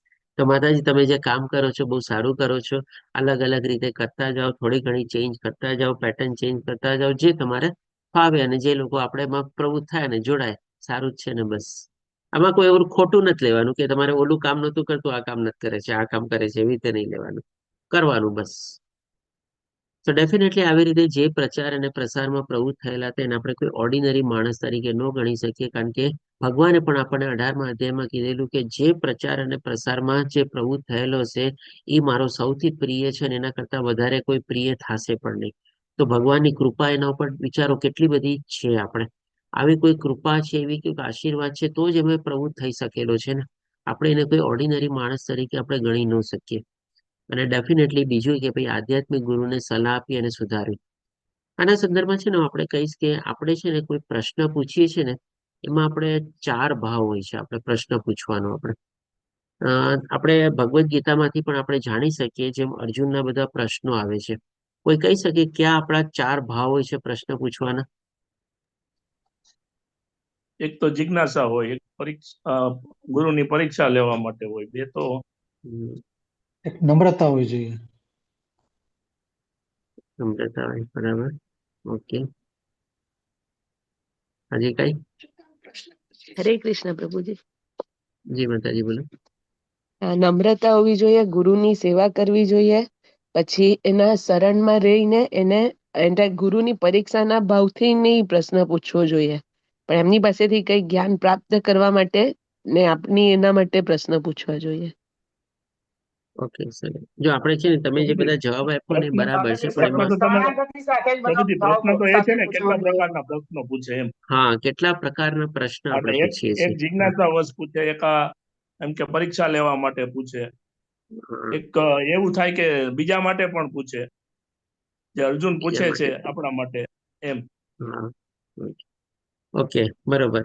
આઈ થિંક લલિત પ્રભુજીનો મોરલેસ એકદમ બરોબર બંધબેસતો જવાબ છે. અને જે માતાજી કીધું ને એમાં એમણે 2 ચીજ મિક્સ કરી દીધી તમારે, કે કેવા લક્ષણ હોવા જોઈએ અને કેવા પ્રકારના પ્રશ્ન હોવા જોઈએ. બંને ચીજ, કે સેવા કરવી જોઈએ, વિનમ્ર ભાવ હોવો જોઈએ, બધા લક્ષણ છે આપણે પ્રશ્ન પૂછવા માટેના. અને કેવા પ્રકારના પ્રશ્ન એ પ્રમાણે આપણે જો કહીએ તો ડેફિનેટલી લલિત પ્રભુજીએ કીધું, સૌથી પહેલું તો શું છે ને, આપણને કોઈ ચીજનું કઈ જ્ઞાન જ ન હોય અને એ ચીજ આપણે જાણવા માંગતા હોઈએ, ડિટેલમાં ઇન ડેપ્થ નોલેજ લેવા માંગતા હોય. જેમ કે બીજા અધ્યાયના 7મા શ્લોકમાં જે અર્જુન શરણાગતિ લે છે ને, સંપૂર્ણ કે છે કે હું કાંઈ નથી જાણતો, તમે મને જે મારા માટે શ્રેષ્ઠ અથવા કલ્યાણકારી હોય તમે મને બતાવો, તમારી શરણાગતિ લઈશું, તમારો શિષ્ય છું.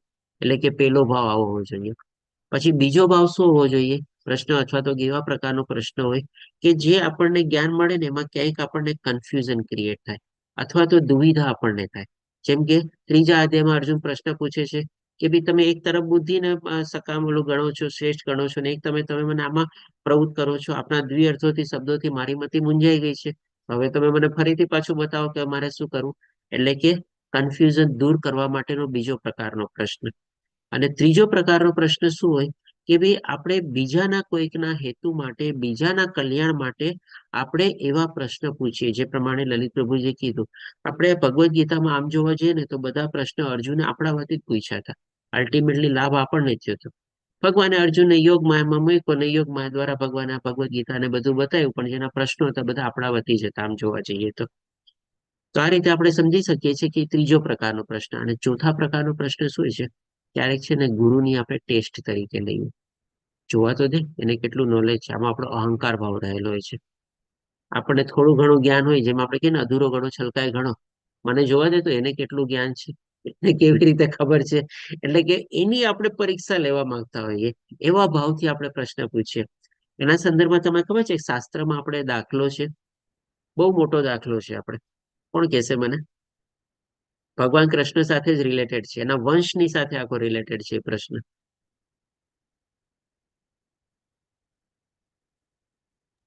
ઓલા સામવાર પ્રભુજી, હા, સાંભળો. સાંભળો. બરાબર. હા, સાંભળો. પછી ખબર છે ઋષિ મુનિઓ લોકોને શાપ હા આપે છે કે ભાઈ આના હા વાલામાંથી મૂસળ નીકળે. હા બુદ્ધિ તો શું છે? સાંભળો.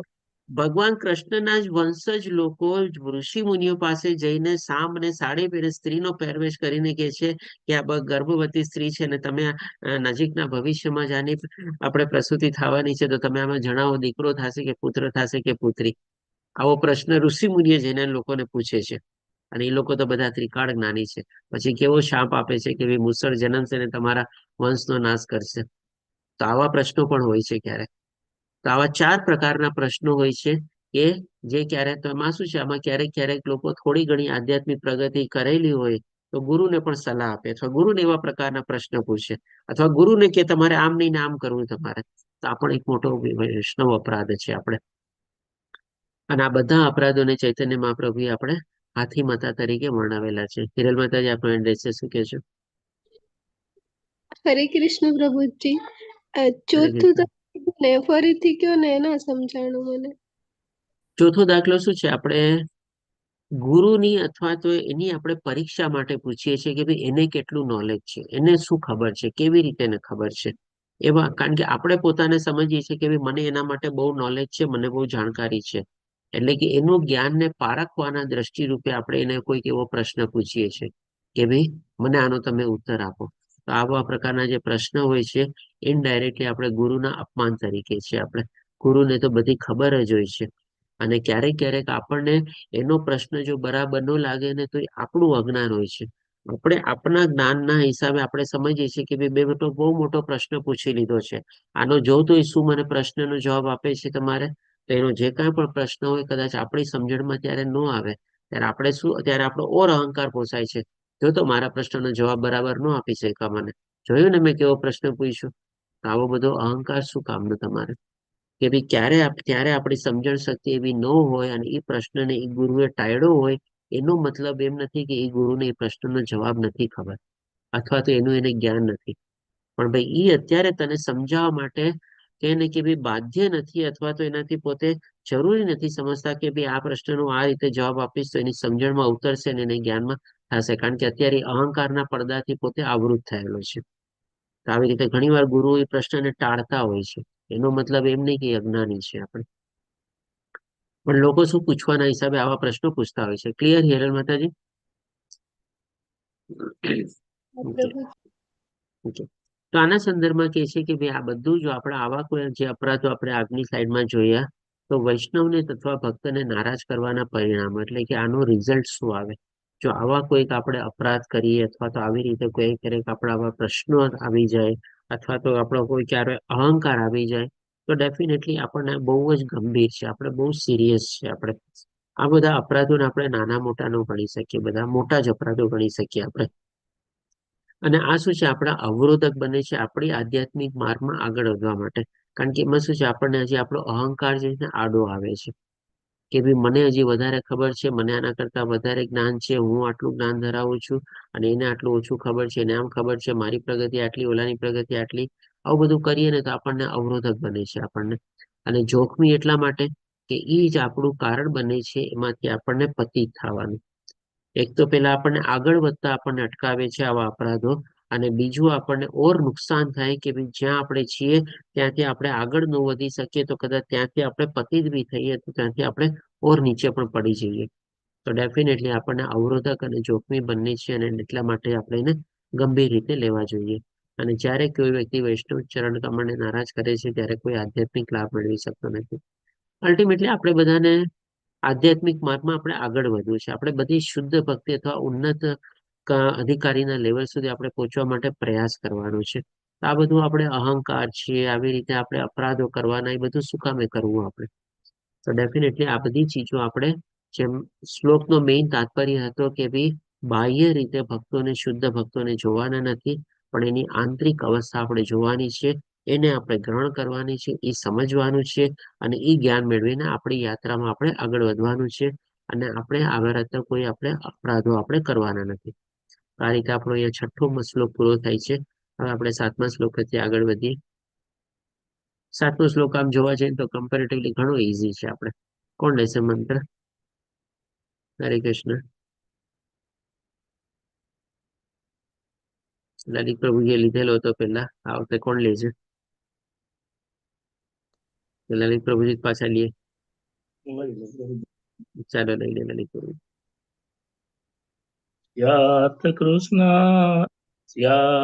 કૃષ્ણ નામ ચરિતાદિ વિદ્યા પીતો પતપ્ત રસનસ્ય રોચિકાનો કિન્ત્વાદરાદનુદિનમ ખલુ સેવ જુષ્ટા સ્વાદૈકમાદ ભવતી તદગદ મૂલહંત્રી. અનુવાદ: ભગવાન કૃષ્ણના પવિત્ર નામ, ચરિત્ર, લીલાઓ અને કાર્યો આધ્યાત્મિક રીતે સાકર જેવા મધુર છે. જો કે અવિદ્યારૂપી કમળાથી જેની જીભ વિકૃત થયેલી છે તે માણસ કોઈ પણ મીઠાઈનો સ્વાદ માણી શકતો નથી. તો પણ દરરોજ આ મધુર નામનો માત્ર કાળજીપૂર્વક જપ કરવાથી તેની જીભમાં સહજ સ્વાદ જાગૃત થાય છે અને તેનો રોગ ધીરે ધીરે મૂળમાંથી જ નાબૂદ થાય છે. હરે કૃષ્ણ પ્રભુજી, દંડવત પ્રણામ. હરે કૃષ્ણ. ધન્યવાદ લલિત પ્રભુજી, ધન્યવાદ, પ્રણામ. બહુ સરસ કલરફુલ ફોટા આપેલા છે. આનો મતલબ શું છે? આપણે શું છે? આ બધું બધાને ભાવતું હશે, આમાંથી કંઈક ને કંઈક બધાને ચોઈસ. કોને શું શું આમાંથી ભાવે છે? કોઈ જરાક હેન્ડ રેઝ કરો ને કે મને આ ભાવે, મને ઓલો ભાવે, મને આ મારી ફેવરિટ આઈટમ છે.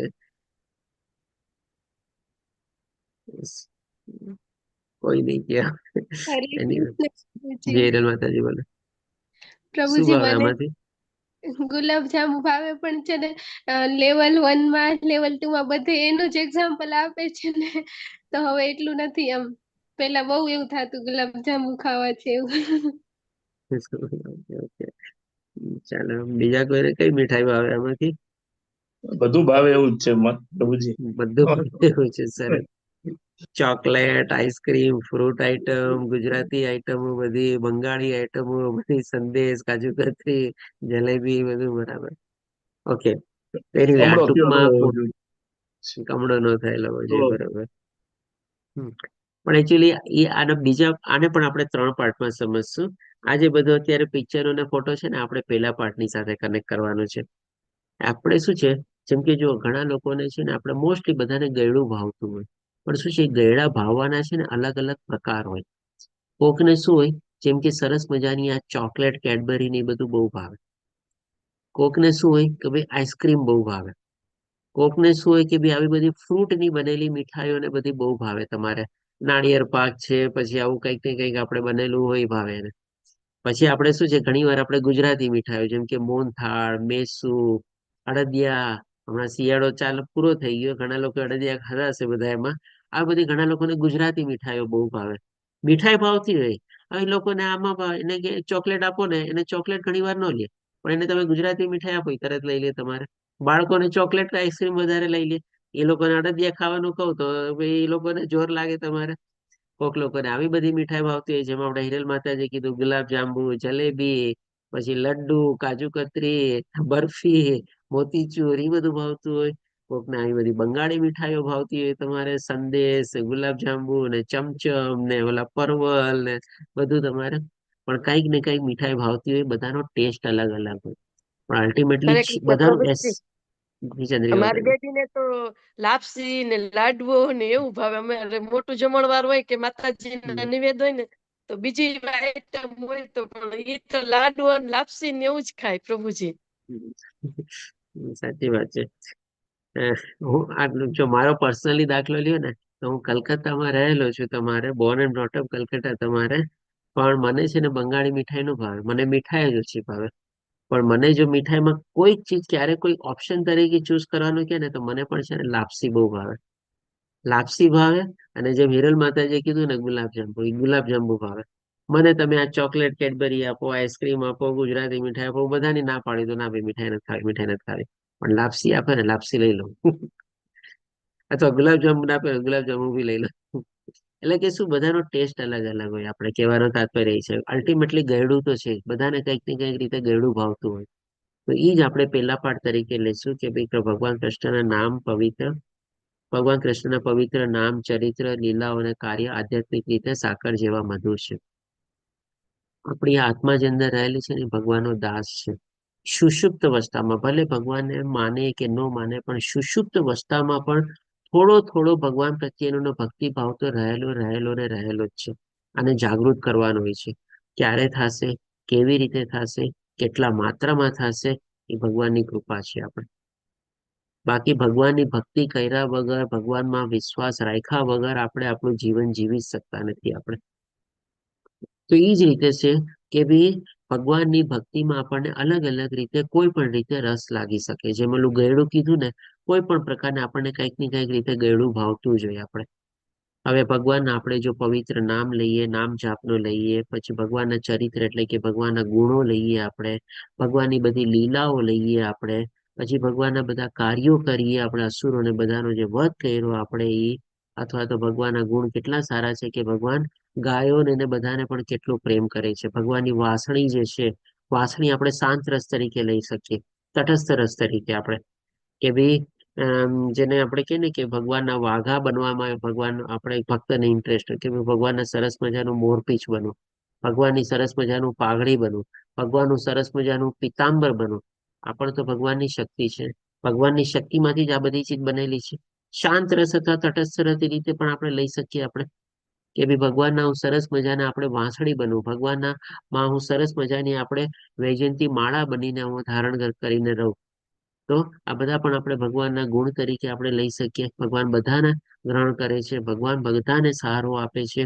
કે ભગવાનના જે ધામ છે, ભગવાનનું દ્વારકા ધામ, આપણે જગન્નાથપુરી, માયાપુર ધામ, લોકોને અલગ અલગ ધામમાં જઈને બહુ ઇન્ટરેસ્ટ હોય કે હું ભગવાનના ધામમાં જાઉં, યાત્રા કરું, ભગવાનના દર્શન કરું, અલગ અલગ રીતે મંદિરોમાં જાઉં. એટલે કે ટૂંકમાં શું છે, ભક્તને ભગવાનના પ્રત્યે આકર્ષણ થાય, કઈ રીતે થાય, કેવી રીતે થાય અને શેનાથી થાય, એ બધું વ્યક્તિગત હોય છે. ઘણા લોકોને કે ભાઈ હું ઘરે બેઠા મારાથી સરસ રીતે માળા થાય છે ને મને એમાં જ વધારે ઇન્ટરેસ્ટ છે. ઘણા લોકોને એમ હોય કે ના ભાઈ મને તો છે ને દિવસમાં એક વાર તો મંદિરે દર્શન કરવા જાવું જાવું જાવું ને જાવું જ છે મારે, એના વગર તો મને ચેન જ ન પડે. ઘણા લોકોને એવું કે ચાલો હવે હમણાં જેમ કે આપણે દ્વારકા યાત્રા, આપણા લોકોમાંથી કેટલા લોકો દ્વારકા યાત્રામાં જવાના છે? પ્લીઝ જરા હેન્ડ રેઝ કરજો ને. મારા ખ્યાલથી 10 જણા તો હોવા જ જોઈએ.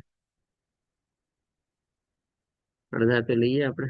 એક જ જણ છે, ચંદ્રિકા માતાજી, લલિતા, લલિત પ્રભુજી, 2 જ જણા 22 માંથી. જયશ્રી માતાજી જવાના છે. ઓકે, વાહ સરસ, ચલો પ્રભુજી હું બહાર 4-5. છું એટલે કઈક વાત તો બોલી નથી શકતી, બહાર છું. ઓહ અચ્છા, ઓકે ઓકે, ચાલો કઈ વાંધો નહીં. આ બધા લોકોને શું છે, યાત્રાનો લાભ મળી રહ્યો છે. આપણે યાત્રામાં આપણે જોડાઈ રહ્યા છીએ. આ પણ ઘણા લોકો પ્લાનિંગ કરે. આપણે લોકો જો પર્સનલી આપણે ઘણી વાર પ્લાનિંગ નથી કરી શકતા કે ભાઈ મારે ભગવાનના આ ધામમાં જવું છે. કંઈક ને કંઈક આપણને અગવડ સગવડ આવતી હોય, એકલા ન જઈ શકતા હોય, કોઈકનો સાથ જોતો હોય, કંઈક સંજોગ ન બેસતા હોય, બધું વસ્તુ હોય. પણ અત્યારે જેમ કે આપણે સામૂહિક રીતે આવી રીતે થતું હોય તો આપણે એનો જો લાભ લઈએ તો આપણને ઘણી રીતે આપણને ફાયદો થઈ શકે. વર્ષે વર્ષે આપણે એટલીસ્ટ પ્લાનિંગ કરી શકીએ. અને જો 3-3 મહિને થતું હોય તો નથિંગ લાઈક ધેટ ભગવાનના ધામમાં જઈએ આપણે. એટલે કે ટૂંકમાં ભગવાનના નામ, રૂપ, ગુણ, લીલા અને ધામ, એ જેમ સાકર એટલે કે બધામાં સાકર રહેલી છે, બધામાં બધી ગયડી ચીજમાં તમે વોટ એવર ફોર્મમાં લ્યો, તો એવી જ રીતે ભગવાનમાં આ બધામાં પણ ભગવાનની આપણે ભક્તિ કહી શકીએ કે બી રહેલી જ છે. ભગવાન પ્રત્યે આપણી આસ્થા, વિશ્વાસ અને શ્રદ્ધામાં રહેલી જ છે આપણે. જેને જેમાં જેમાં વધારે આકર્ષિત થતું હોય, જેને જે વધારે ફાવતું અને ગમતું હોય એમાં પોતે પ્રવૃત્ત થઈ શકે છે. આમાં કોઈ ફરક નથી કે ભાઈ ભગવાન સાક્ષાત રૂપમાં અલગ છે, ભગવાનના નામ અલગ છે, ભગવાનના રૂપ અલગ છે. આમાં કોઈ ટકાવારી પણ નથી કે ભાઈ હું આટલા ટકા કરું તો આટલા ટકાથી પાસ થઈ જઈશ, આટલા ટકા મને ઓછા મળશે તો હું ફેલ થઈ જઈશ, એવું પણ નથી. જેને જે રીતે થતું હોય ને ભગવાનમાં આવો ભાવ પ્રગટાવવાનો છે. બધાનું લક્ષ્ય એક જ છે, નામ રૂપ ગુણ દિલાધામ, બધી ચીજ પણ એક જ છે. ભગવાનથી કોઈ ચીજ રીતે અલગ નથી. આપણે જેને જે રીતે માફક આવતું હોય એમાં આપણે આગળ વધવાનું છે. એ આપણે પહેલો પાઠ તરીકે લઈએ. હવે આપણે બીજો પાઠ તરીકે લઈએ, જે પ્રમાણે લલિત પ્રભુજીએ કીધું ને કે કમળો ન થયેલો હોવો જોઈએ તો આપણને ગયડું ભાવે, એના સંદર્ભમાં છે આપણે. એટલે કે જો કે અવિદ્યારૂપી કમળાથી, અહીંયા અવિદ્યારૂપી કમળો શું છે? તો કે ભાઈ જ્યાં સુધી આપણે આપણા મનુષ્ય જીવનનો ઉદ્દેશ નથી સમજતા, નથી જાણતા, અથવા તો એને પ્રાપ્ત કરવામાં આપણે પ્રવૃત્ત નહીં થયેલા હોવાથી, આપણે ભગવાનનું વિસ્મરણ હોવાથી, આપણે ત્રિગુણી માયામાંથી આપણે આવૃત થઈને ભગવાનને ભૂલીને એમાં જે આપણે પ્રવૃત્ત થયેલા છે એ આપણી અવિદ્યા છે. આપણે અને એ વિદ્યાના કારણે આપણને બીમારી લાગી ગઈ છે. આપણે બધા રોગગ્રસ્ત છીએ. અને આપણે કહી શકીએ છીએ, મેં કમળાનું નામ લીધેલું છે રોગ અથવા બીમારીનું, એટલે કે બધા આપણે કમળાથી પીડાઈએ છીએ. જ્યારે આપણે ભગવાનને ભૂલી જઈએ ત્યારે સમજી લેવાનું આપણે રોગગ્રસ્ત છીએ. આપણે અત્યારે કૃષ્ણભાઈ ભાવનામૃતમાં નહોતા જોડાણા ત્યાં સુધી આપણે પણ બધા રોગગ્રસ્ત હતા. હજી પણ આપણે કહી શકીએ કે રોગગ્રસ્ત છીએ અને એ બીમારીને આપણે હવે આસ્તે આસ્તે દૂર કરવાની પ્રક્રિયામાં પ્રવૃત્ત થયેલા છીએ આપણે. અને બીમારીને આપણે આસ્તે આસ્તે દૂર કરીએ છીએ, હટાડીએ છીએ અને એનાથી આપણે ફ્રી થવા માંગીએ છીએ. એટલે કે જો કે અવિદ્યારૂપી કમળાથી જેની જીભ વિકૃત થયેલી છે. એટલે કે જીભ એટલે શું છે? જીભ દ્વારા આપણે શું છે? આપણે કર્મેન્દ્રિયમાં પણ જીભ આવે છે. આપણે એમાં જ આપણે પ્રવૃત્ત થયેલા છે. આપણી અજ્ઞાનના કારણે આપણે કેવા કર્મમાં પ્રવૃત્ત થયેલા છે? તો કે વધારે સકામ કર્મમાં, અથવા તો આ દુન્વયના આપણે મોહ માયા જંજળમાં આપણે ફસાયેલા છે. અને એ બધી વિકૃતિ જ છે. આપણને આપણી સદગતિ નથી થવાની એટલા માટે વિકૃતિ જ ગણાય. અને જીભ દ્વારા પણ આપણે કર્મેન્દ્રિયોની જાતની આપણે 5 કર્મેન્દ્રિયોમાં જીભ આપણે આવે છે. તો તે માણસ કોઈ પણ મીઠાઈનો સ્વાદ માણી શકતો નથી. એટલે કે જ્યાં સુધી આપણે આવી રીતે ત્રિગુણી માયાથી આવૃત છીએ, અથવા તો આપણે બીમારી અવસ્થામાં છીએ, અથવા તો કમળારૂપી રોગ આપણને લાગેલો છે, ત્યાં સુધી જે આપણને કોઈ પણ રીતે આપણને છે ને ભગવાનમાં આપણને એટલો ભાવ જ નહીં લાગે, અથવા તો એવી રીતે આપણની આસ્થા, વિશ્વાસ અને શ્રદ્ધા ડેવલપ જ નહીં થાય. એટેન્ડન્સ લિંક મૂકી દીધી છે આરતી માતાજીએ, તો બધાને વિનંતી પોતપોતાની એટેન્ડન્સ ભરી દઈએ આપણે. તો ત્યાં સુધી આપણને શું છે? આ ગમે તેટલી આપણને આજે માની લો કોઈ વ્યક્તિ જે બહુ સકામ છે, બહુ પૈસા ભેગા કરવાની વૃત્તિમાં એમાં પ્રવૃત્ત થયેલો છે. આજે તમે એને કહો કે ભાઈ ચાલ હવે અત્યારે આ સરસ મજાનો મોકો મળેલો છે, આપણે આ દ્વારકા યાત્રામાં જોડાઈ જઈએ. એ શું કહેશે? અરે ના ના ભાઈ, એ ટાઈમમાં તો મારા ઓફિસમાં ઘણું કામ હોય, ખબર તને? ત્યારે તો યર એન્ડિંગ નું કામ હશે, માર્ચ મહિનાનું કામ હશે બધું. એપ્રિલ મહિનાના બિગિનિંગમાં તો આખા માર્ચ મહિનાની બુક્સ ક્લોઝ કરવાની હોય, આ હોય તે હોય, મારાથી તો થશે જ નહીં, આવાશે જ નહીં તમારે. એનો લાભ લઈ જ નહીં શકે, કારણ કે હજી સુધી એમાંથી જ રોગગ્રસ્ત છે ને હજી પીડાઈ રહેલો છે. પણ જે ભક્ત હશે ને, માની લો એ જ લેવલનો એ જ રીતે બધું માણસ કામ કરતું હશે, એની સામે માની લો આવી અવસર અથવા આવી ઓપોર્ચ્યુનિટી આવશે, તરત શું કહેશે?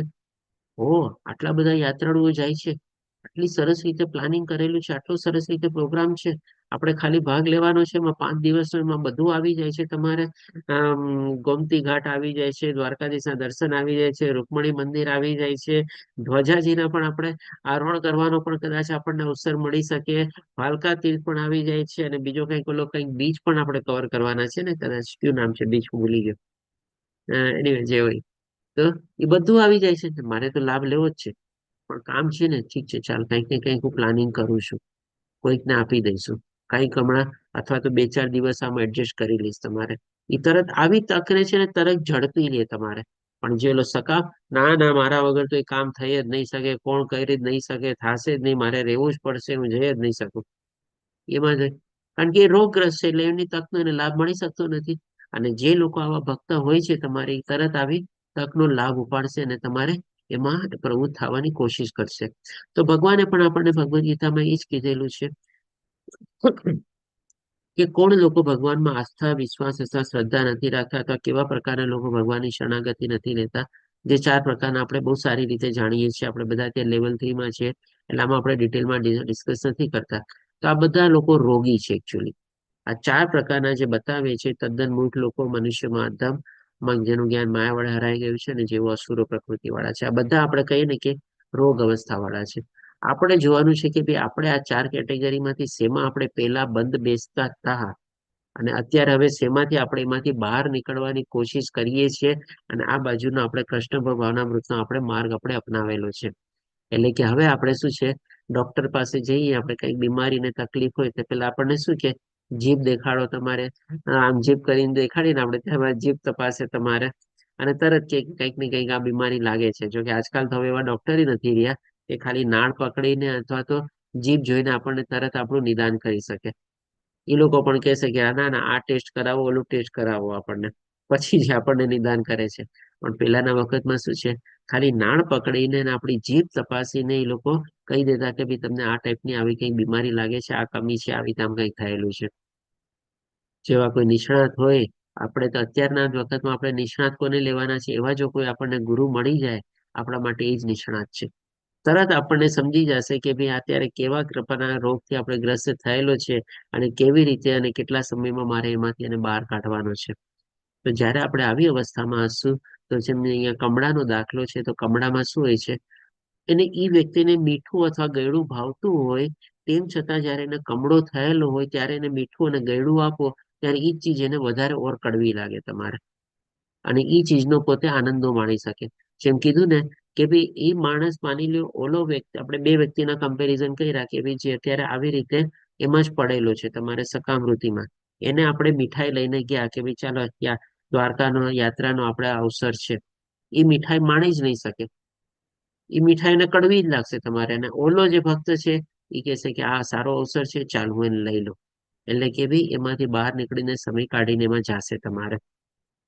એટલે કે કહેવાનો તાત્પર્ય એ છે કે જે લોકો આવી રીતે આમાં પ્રવૃત્ત થયેલા હશે, અને ત્રિગુણી માયાથી વધારે આવૃત થયેલા છે, એ લોકો બધા રોગગ્રસ્ત છે. અને આવી રોગગ્રસ્ત અવસ્થામાં તમે એને ગમે તે રીતે ભગવાનનું નામ લેવાનું કહેશો ને, એ હંમેશા એને ટાળશે જ. એમાં પ્રવૃત્ત જ નહીં થાય તમારે. અને બીજી તરફનું જે હશે તમારે, એ કંઈક ને કંઈક મોકો ગોતશે અથવા તો અવસર ગોતશે, અને એમાં પોતે પૂરેપૂરા પ્રયાસ કરશે કે ચાલો એમાં પ્રવૃત્ત થઈ શકું તમારે. હવે આપણે ત્રીજા પાઠ તરીકે લઈએ તો કે ભાઈ આનો ઉપાય શું? આનો ઉપાય પણ પાછો એ જ છે કે ભાઈ ભલે રોગગ્રસ્ત છે, પણ જેમ આપણે તમને ખ્યાલ છે ચંદ્રિકા માતાજીએ કીધું ને, આપણે સ્ટાર્ટિંગમાં એક્ઝામ્પલ આપ્યો ને કે ભાઈ હું હર વખતે આવી રીતે આમાં ઓલું કંઈક કરતી, શું બનાવતા, રીલ બનાવતા, કે મને અત્યારે પાછું ભૂલી ગયો નામ પ્રોપર, કે કંઈક કરીને કરતા પણ કોઈ થતું નહીં. હા, સ્ટેટસ. હા, સ્ટેટસ, બરાબર. સ્ટેટસમાં હર વખતે એવું નાખતી પણ કોઈ થતું નહીં. તો પણ એમણે શું કર્યું, નાખતા ગયા, એને પાછું કંઈક બીજી રીતે નાખ્યું. એટલે મેં જેમ કીધું ને, કોઈકને ગળી ચોકલેટ ભાવતી હોય, કોઈકને આ મીઠાઈ ભાવતી હોય, કોઈકને ઓલી મીઠાઈ ભાવતી હોય, પણ હતું તો બધું ભગવાન કૃષ્ણ માટેનું જ ને, હતું તો બધામાં ગળ્યું જ ને. તો બધાનો ચંદ્રિકા માતાજીનું સ્ટેટસમાં પેલા અલગ રીતે નાખતા ભગવાન શ્રી કૃષ્ણનો જ પ્રચાર હતો, અને હવે જરાક એને ચેન્જ કરી નાખ્યું. હવે બીજો પણ કૃષ્ણનો પ્રચાર છે, તો કેવા લોકો બધા એટ્રેક્ટ છે. એટલે કીધું ને કે બધાનો એટ્રેક્ટ થવાનો, બધાનું માધ્યમ અથવા જે મેથડ જે છે, બધાની અલગ અલગ હોઈ શકે. એ વ્યક્તિગત ઉપર ડિપેન્ડ કરે છે, પણ અલ્ટિમેટલી અસર થાય ને થાય જ છે તમારે. તો એવી જ રીતે જે લોકો આવી રીતે કમળાથી ગ્રસ્ત છે, અથવા જે આ રીતે આવી રીતે બીમારીથી ગ્રસ્ત છે, એનો ઉપાય પણ પાછો એ જ છે. ભલે એને ગળ્યું ન ભાવતું હોય અથવા ઓછું ભાવતું હોય, અને ગળ્યું એને કમળામાં કડવું લાગતું હોય તમારે, તેમ છતાં પણ આપણે એને મીઠાઈ જ આપવાની છે. અને એક ને એક દિવસે એ જ મીઠાઈ એને અસર કરશે, અને કમળામાંથી એને બહાર કાઢશે, અથવા તો રોગગ્રસ્તમાંથી એને છૂટવાશે, મદદ કરશે. એટલા જ માટે કીધેલું છે કે એને દરરોજ આપણે એ ચીજ આપવાની છે. મારે થોડુંક સ્લાઇડમાં કવર થઈ જાય છે, તો પણ અમારે થોડું ઉપરમાં કવર થઈ જાય છે. વાંચો ને જરાક લલિત પ્રભુજી ઉપરનું શું છે, તો પણ દરરોજ આ મધુર નામનો માત્ર ધ્યાનપૂર્વક જપ કરવાથી તેની જીભમાં સહજ સ્વાદ જાગે છે, અને તેનો રોગ ધીમે ધીમે જળમૂળથી નાશ પામે છે. અને જપમાં 3 તબક્કા. એકચ્યુઅલી શ્લોકનો આપણે ત્રીજો પાઠ છે. પહેલા પાઠ દ્વારા આપણે સમજાય કે ભાઈ ભગવાનના નામ, રૂપ, ગુણ, લીલાધામમાં કોઈ ફરક નથી. ગમે તે રીતે આને આપણે ગ્રહણ કરીએ આપણી સદગતિ થશે થશે ને થશે જ, આપણને ફાયદો થશે થશે ને થશે જ. બીજા પાઠમાં જોયું કે ભાઈ જો આવી રીતે જે રોગગ્રસ્ત હોય છે તો આ ચીજનો સ્વાદ માણી શકતા નથી. સ્વાદ નથી માણી શકતા, તેમ છતાં પણ આ રોગગ્રસ્તમાંથી એને જો આપણે ક્યોર કરવો હોય, એને સાજો કરવો હોય, તો આપણે એ જ દવા એને ફરીને ફરીથી આપણે આપવી પડશે. તો એ જ કહે છે કે ભાઈ તો પણ એને દરરોજ આ મધુર નામનો માત્ર ધ્યાનપૂર્વક, આ મધુર નામનું એટલે કે શું, ભગવાનના નામનું કોઈ પણ રીતે કીધું ને કે નામ રૂપ ગુણ લીલાધામ ગમે તે રીતે, કે ભાઈ તને નામ જાપમાં ઇન્ટરેસ્ટ નથી, મંદિરે જવામાં ઇન્ટરેસ્ટ છે, એટલીસ્ટ ચાલ ડેલી મંદિરે જતો છે. મંદિરે જવામાં ઇન્ટરેસ્ટ નથી, તને ભગવાનની કથા સાંભળવામાં ઇન્ટરેસ્ટ છે, ચાલ ભગવાનની બધી કથા સાંભળ. તને ભગવાનની લીલાઓ સાંભળવામાં ઇન્ટરેસ્ટ છે, ભગવાને ક્યાં ક્યાં પરાક્રમ કર્યા ને કેવી કેવી લીલાઓ કરી એમાં ઇન્ટરેસ્ટ છે, તો ચાલ એ સાંભળતું. આમાં પણ ઇન્ટરેસ્ટ નથી તો તને ભગવાનના ધામમાં જવામાં ઇન્ટરેસ્ટ છે, તો ચાલ એમાં તને ધામમાં જાઓ. એટલે કે કોઈ પણ અહીંયા મધુર નામનો મંત્ર એટલે કે આપણે શું છે, એને આપણે બેઝિક સ્ટેપ થી શરૂઆત કરવાનું. એટલે કે નામ જાપ જે છે આપણે બેઝિક છે, આપણે એલિમેન્ટરી લેવલ કહી શકીએ. અને એમાંથી જો આપણે શરૂઆત કરીએ તો આસ્તે આસ્તે એ જ બધી ચીજ પ્રક્રિયામાં પણ હવે આગળ વધતો જાય.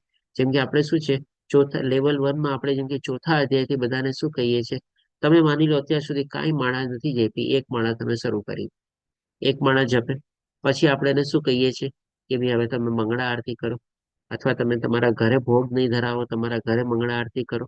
એટલે કે હવે નામ રૂપ ઉપર આપણે જઈએ છીએ. શું કહેશું ચંદ્રિકા માતાજી? હરે કૃષ્ણ પ્રભુજી. આ ત્રણ તબક્કા એટલે આપણે પેલા લેવલમાં આપણે બ્રહ્મ પરમાત્મા ને ભગવાન એને લગત ના લાગે છે મને તો. ના ના ના, એના ઉપર આવું છું. હજી તબક્કા ઉપર નથી પહોંચ્યો તમારે, એ આપણે પછી લેશું. એ તબક્કા નથી આપણા. તો પછી આપણે એને શું કહીએ છીએ કે ભાઈ તું ભગવાનનો મંગળા આરતીમાં ભાગ લે, ભગવાનને ભોગ ધરાવ, એના ઉપર આપણે જઈએ છીએ. પછી આપણે શું કહીએ, ભગવાનની લીલા. એટલે કે પછી આપણે એને કે ભાઈ તમે ભાગવતમના ક્લાસમાં છો કે નહીં, તો તમે ભાગવતમનો ક્લાસમાં બી જોડાઓ, એમાં બધી ભગવાનની લીલાઓ છે તમારે. એટલે નામ રૂપ ગુણ લીલા આવી ગયું. હવે માની લો આપણા ભક્તોનો બધાનો અત્યારે સંગાત થઈ ગયો છે, આપણું એક ક્લસ્ટર અથવા ગ્રુપ બની ગયું છે, તો આપણે આવી રીતે તીર્થોનું આયોજન કરીએ છીએ. દ્વારકા છે, માયાપુર છે, બધી અલગ અલગ જગ્યાએ. તો એ ભગવાનનું ધામ આવી ગયું. એટલે કે stage by stage slowly gradually આપણે આગળ વધ્યા ને. માળાથી શરૂઆત કરી, પછી આપણે મંગળા આરતી ગયા, ભગવાનને ભોગ ધરાવવાનું ગયા, પછી આપણે ભાગવતમ ગયા, પછી એમાંથી આપણે ભગવાનની આવી યાત્રાઓ આપણે અરેન્જ કરી. અને જે આપણે જ્યાંથી શરૂઆત કરી હતી લેવલ 1માં પણ લેવલ 2 ગયા, લેવલ 3 ગયા. એટલે કેવી રીતે પ્રોગ્રેશન આવ્યું આપણે તમે જો, કેવી રીતે બધું આખે સરસ રીતે વણાયેલું છે. આપણે એક સિસ્ટમ પ્રમાણે બધું ચાલે છે ને. તો એ જ કહે છે કે આપણે જે શરૂઆતનો તબક્કો જે છે, આપણે એને દવાના રૂપમાં પણ આપણે એ જ આપવાનું છે કે ભાઈ એટલીસ્ટ નામ જપથી શરૂઆત કર. હવે આ જે નામ જપ જે છે એના આપણે 3 તબક્કા છે. એટલે કે જેમ જેમ આપણે નામ જપ એને કરાવશું, આસ્તે આસ્તે નો રોગ જે છે એ દૂર થશે, અને એક સમય એવો આવશે કે જળમૂળથી પણ નાબૂદ થઈ જશે. તો આ જે નામ જપના જે તબક્કા છે એના ઉપર હવે આપણે આવીએ છીએ. ચંદ્રિકા માતાજીનો પ્રશ્ન હતો. આજે આપણે નામ જપીએ છીએ ને, આપણને જેમ કે લેવલ 1માં આપણે માની લો આજ સુધી કોઈ દી માળાને જોઈ નથી, માળાને હાથ નથી અડાડ્યો, હરે કૃષ્ણ મહામંત્ર ખાલી અડધો જ હરે કૃષ્ણ મહામંત્ર છે મહામંત્ર છે એટલું જાણતો હતો, પણ 16 શબ્દનો પૂરેપૂરો મંત્ર ઉચ્ચારણ પણ એકવાર પણ કર્યો નથી એને તમારે. અને જયારે પહેલી વાર માળા લે છે આત્માને, પહેલી વાર મંત્ર કરે છે તમારે, ત્યારે ડેફિનેટલી છે તો એ અંધકારમાં છે, પણ શરૂઆત તો કરી. હવે એમાંથી આસ્તે આસ્તે એની પ્રગતિ થાય છે. જેમ કીધું ને કે ભાઈ આસ્તે આસ્તે રોગ ધીમે ધીમે જળમૂળથી નાશ પામે છે. એટલે કે હવે એ અંધકારમાંથી, જેમ આપણે અહીંયા જે સૂર્યની આપણે કમ્પેરિઝન આપેલી છે, એ જે આપણે ભગવાનને 3 જે જાણવાના તબક્કા છે એના સાથે કોઈ નિસ્બત નથી, પણ અહીંયા આપણી આધ્યાત્મિક માર્ગની ઉન્નતિ કેવી રીતે થાય છે એના સંદર્ભમાં અહીંયા સૂર્યના આપણે અહીંયા 3 તબક્કા લીધેલા છે આપણે. કે ભાઈ સૌથી પહેલા આપણે અંધકારમાં હતા, એટલે કે રાત્રિમાં હતા. હવે રાતમાંથી જેમ કે સૂર્યોદય થાય, અથવા તો આપણે બ્રહ્મ મુહૂર્તમાં આપણે ઉઠતા થઈ ગયા અને એકદમ અંધકાર હતું, અને જેમ જેમ આપણે ક્રિયાઓમાંથી પસાર થયા, આછું આછું આછું અજવાળું આવ્યું. એવી જ રીતે આપણે નામ પ્રક્રિયામાં જપ કરવાની પ્રક્રિયામાં આપણે પ્રવૃત્ત થયા. અને સ્ટાર્ટિંગમાં અથવા તો પ્રારંભિક તબક્કામાં આપણે ઘણા બધા દોષ કરતા હશું. માની લો પૂરેપૂરા કદાચ 16 અક્ષરે નહીં બોલતા હશું, વચ્ચે વચ્ચે ક્યાંય બીજે ધ્યાન પણ જાતું હશે, વચ્ચે વચ્ચે કંઈક માળા ભૂલી જતા હશું, પારો ફેરવવાનું બી ભૂલી જતા હશું, વોટ એવર ઇટ ઇઝ. આપણામાંથી ઘણા એવા કોઈક ને કોઈક અનુભવ કર્યા બી હશે આપણે. પણ હવે જેમ જેમ આપણે સૂર્યોદય થાય, આછું આછું અજવાળું થાય, તેમ આપણે શું છે, એ માળા જપવામાં આપણે થોડું થોડું આપણે સિરિયસ થતા જઈએ, થોડા ગંભીર થતા જઈએ. જેમ જેમ આવા બધા નાના મોટા અપરાધો આપણે જે જાણતા અજાણતા બધા થતા હતા, એમાં આપણે થોડી ગંભીરતા આપણે ધારણ કરીએ. એટલે કે એ બધા નાના નાના દોષો આપણા દૂર થાય. અને જેમ આછું આછું અજવાળું આપણને દેખાય, હજી પૂરો સૂરજ ઉગ્યો નથી, સૂરજનું એક કિરણ પણ આપણે કહી શકીએ કે હજી દેખાણું નથી. સૂરજ તો દેખાણો જ નથી, સૂરજનું કિરણ પણ નથી દેખાણું. તેમ છતાં પણ આપણને થોડુંક આછું આછું અજવાળું તો દેખાય છે ને. એટલે કે આ આપણો પેલો તબક્કો આપણે કહી શકીએ કે એકદમ અંધકારમાંથી પેલું લેવલ, એટલે કે પા પગલીમાં આપણે ગોઠણિયા ભરતા થયા. પેલા આપણને ખોડિયામાંથી ઉભા થઈને ચાલતાય નહોતું આવડતું. હવે આપણે એટલીસ્ટ આપણે જમીન ઉપર આપણે બાખોડિયા ભરીને આપણે ચાલતા થયા, આપણે કહી શકીએ. હવે આ બાખોડિયા ભરીને ચાલતા થયા ને હવે આપણે જયારે ઈ મંત્ર જાપમાં ઓર આગળ વધ્યા, ત્યારે જેમ જેમ હવે સૂરજ ઉગે, હવે સૂરજના જેમ કિરણો આવે, ત્યારે આપણી પ્રગતિ ઓર થઈ. એટલે કે ભાઈ આપણે બધા અપરાધો અથવા જે બધા દોષો છે, પેલા આપણે બહુ નાના મોટા અપરાધો કરતા, એવા ઘણા અગણિત અપરાધો કરતા કે જેનું કહીને કે શાસ્ત્રમાં તો એને કહેવાય જ નહીં કે આપણે માણા કરીએ છીએ. પણ ચાલો એ ભાવે આપણે કરતા તો થયા. હવે આપણે જયારે માણસ સરસ રીતે કરતા થઈ ગયા થોડું ઘણું, ત્યારે આપણે હવે શાસ્ત્રો ઉપર ગયા કે ભાઈ શાસ્ત્રમાં આવા બધા ગુના ક્યાં બતાવવામાં આવેલા છે, એમાં ક્યાં નામ અપરાધ બતાવવામાં આવેલા છે. ચાલ ને હવે એને પણ હું દૂર કરું. એટલે કે આપણે જયારે આ સૂરજના કિરણો દેખાણા, ત્યારે આપણે હવે શાસ્ત્રનો સહારો લીધો અને શાસ્ત્રમાં જેવા નામ અપરાધ છે એને પણ આપણે હટાવવાની આપણે કોશિશ કરી. અને એ પણ જયારે હટાવી દીધા આપણે, ત્યારે આપણે એકદમ સંપૂર્ણ રીતે શુદ્ધ રીતે, જેમ સૂરજ પૂરે ઉગી નીકળ્યો હોય અથવા તો માથે ચડી બેઠો હોય, ત્યારે આપણે કેવી રીતે સરસ મજાને આપણે સૂર્ય અંજલિ આપીએ છીએ, સૂર્ય નમસ્કાર કરીએ છીએ, બધું કરીએ છીએ ને, ત્યારે આવી રીતે આપણા જાણતા અજાણતા દોષો પેલા હટાવ્યા, નાના મોટા અપરાધો હટાવ્યા, પછી શાસ્ત્ર પ્રમાણે શું અપરાધો છે એ પણ આપણે હટાવ્યા, અને આવી શુદ્ધ અવસ્થામાં આપણે પહોંચી ગયા. ત્યારે આપણો શું છે, જે ઓલો કમળો હતો એ તો વયો ગયો ને ભાઈ, બીમારી તો વહી ગઈ. હવે જળ મૂળથી જ નાશ પામી ગઈ. આપણે શુદ્ધ પ્રક્રિયામાં આપણે પ્રવૃત્ત થઈ ગયા, શુદ્ધ ભાવથી આપણે ભગવાનનું નામ લેતા થઈ ગયા. આપણામાંથી ઘણા ભક્તો એવા હશે જે અત્યારે 16 માળા તો બધા કરતા જ હશે, પણ એની શુદ્ધતાની જો આપણે ગુણવત્તા જોઈએ ને, આજે જયારે એને શરૂઆત કરી હશે ત્યારે એની એક માળાની સંખ્યા તમે જોજો, એની ક્વોલિટી જોજો, અને આજે 1 માંથી 16 માળા થઈ ક્વોન્ટિટી વધી, અને એવી જ રીતે એની ક્વોલિટી પણ વધી. એમાં એને કેટલો તફાવત લાગ્યો, કેટલો ફેર લાગ્યો, એ આપણને કહી શકે. તમારે આપણામાંથી ઘણા ભક્તો એવા હશે, તમારે કોઈક ને કોઈ એવું શેર કરવું હોય કે ભાઈ પેલા મારી આવી દશા હતી ને અત્યારે આવી દશા છે, તો ડેફિનેટલી શેર કરી શકે છે આપણી સાથે અત્યારે. જી હિરલ માતાજી, શું કહે છો? હરે કૃષ્ણ પ્રભુજી. હું પહેલી વાર કિડ્સ બેચમાં જોડાણી હતી ને 2022માં, તો ત્યારે માળા કરવાનું કીધું, તો હું તો ખાલી રામ નામની કરતી તો જલ્દી પૂરી થઈ જતી. પછી આ માળા ચાલુ કરીને તો બેઠા હોય સામે જોતા, પણ અંદરથી એમ જલ્દી પૂરી થઈ તો હારું, પૂરી થઈ તો હારું એવું થતું. પછી ધીમે ધીમે એક માળા કરી, પછી વચ્ચે ક્યારેક ક્યારેક એક પણ ન કરવાની ઈચ્છા થાય એમ. પણ હવે પછી 2 કરી, પછી 8 કરી, કન્ટિન્યુ 8 રાખી, પછી 10 ને અત્યારે કન્ટિન્યુ 16 ને. એમાં પણ આપણે 11 ને એવું હોય ને તો હું વધુ ધ્યાન રાખું કે બહુ સારી રીતે. તો 16 માળા કરીએ ને તો એમ થાય કે બસ પૂરી થઈ ગઈ 16 માળા, મતલબ કન્ટિન્યુ આપણે 1 કલાક બેઠા હોય ને તો એમ થાય એટલે પૂરી થઈ ગઈ. અને એમ થાય કે નહીં, વધુ ને વધુ આમ જોડાયેલા એમ ભગવાન હારે કાયદેસર નામ જપ કરતા. ઓલું તો નામ જપ કરતા ને તો એમ મારે લેસન કરવાનું હે, મારે આ ખાવું હે, કઈક ને કઈક વિચાર આવે. અને હવે એ વસ્તુ નથી આવતી એમ. હવે કે ને કે નામ ઉપર ફોકસ થાય. આટલો ફેર પડ્યો છે. હરે કૃષ્ણ. સરસ માતાજી, ખૂબ ખૂબ ધન્યવાદ શેરિંગ કરવા બદલ. ભગવાનની કૃપા આપણા ઉપર આમ જ વરસતી રહીએ, આગળ વધતા રહીએ. બીજા કોઈને કઈ શેરિંગ? આજે ઘણા લોકોનો વિડીયો ઓફ છે, આજે બહુ ઓછા લોકોનો વિડીયો આજે ઓન છે. શું વાત છે? ચાલો, બીજા કોઈનું કઈ શેરિંગ? વિનંતી માતાજી, આપનું કઈ શેરિંગ? ઓકે, હરે તો ડેફિનેટલી. પ્રભુજી. જી માતાજી, હા, બોલો. એમ કે માળા હવે કરીએ છીએ ને, જો ન થાય તો એમ થાય કે કઈક આપણા શરીરમાં કઈક ઘટતું હોય ને એવું લાગે કે ના, એ પેલા કરી લે પછી આપણે બીજું કાર્ય કરીએ. કઈક ઘટતું હોય ને, કઈક નથી કર્યું, કઈક દિવસ એમને એમ ગયો છે, આવું આમ ફોગટ નો દિવસ ગયો છે ને એવું લાગે પ્રભુજી, બીજું તો નહીં. જીરલ હજી તો માતાજી બોલો. પ્રભુજી હું 4 માળા સુધી જ પહોંચી છું. અચ્છા, ઓકે. હા, એટલે ધીરે ધીરે થઈ રહ્યું છે મારે. ઓકે, જરૂર થશે. હરે જીરલ કૃષ્ણ. માતાજી શું કહે છે? હરે કૃષ્ણ પ્રભુજી.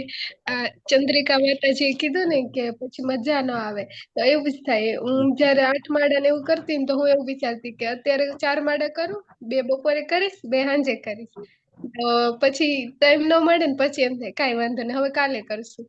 તો હવે કેવું થાય કે હવે જો 12 માળા થઈ ગઈ ને 4 રહી ગઈ ને તો એમ થાય નહીં, કામ પછી પેલા કરી નાખી, કેમ કે જો મૂકી દીધી ને તો પછી નહીં થાય. તો હવે આમ એકદમ એવું થઈ ગયું કે નહીં, ઉઠા ગમે તે થાય પેલા તો માળા જ કરવાની. એટલે કેમ કે માળા કરેલી હોય ને તો પછી આખો દિવસ ચિંતા જ ન રહે, મસ્ત દિવસ જાય. મંગળા આરતી કરેલી હોય, માળા કરેલી હોય, અને જો માળા ન કરેલી હોય ને તો સાંજ સુધી ઈ જ ખૂજતું રહે, હજી 2 માળા બાકી, હજી 2 માળા બાકી.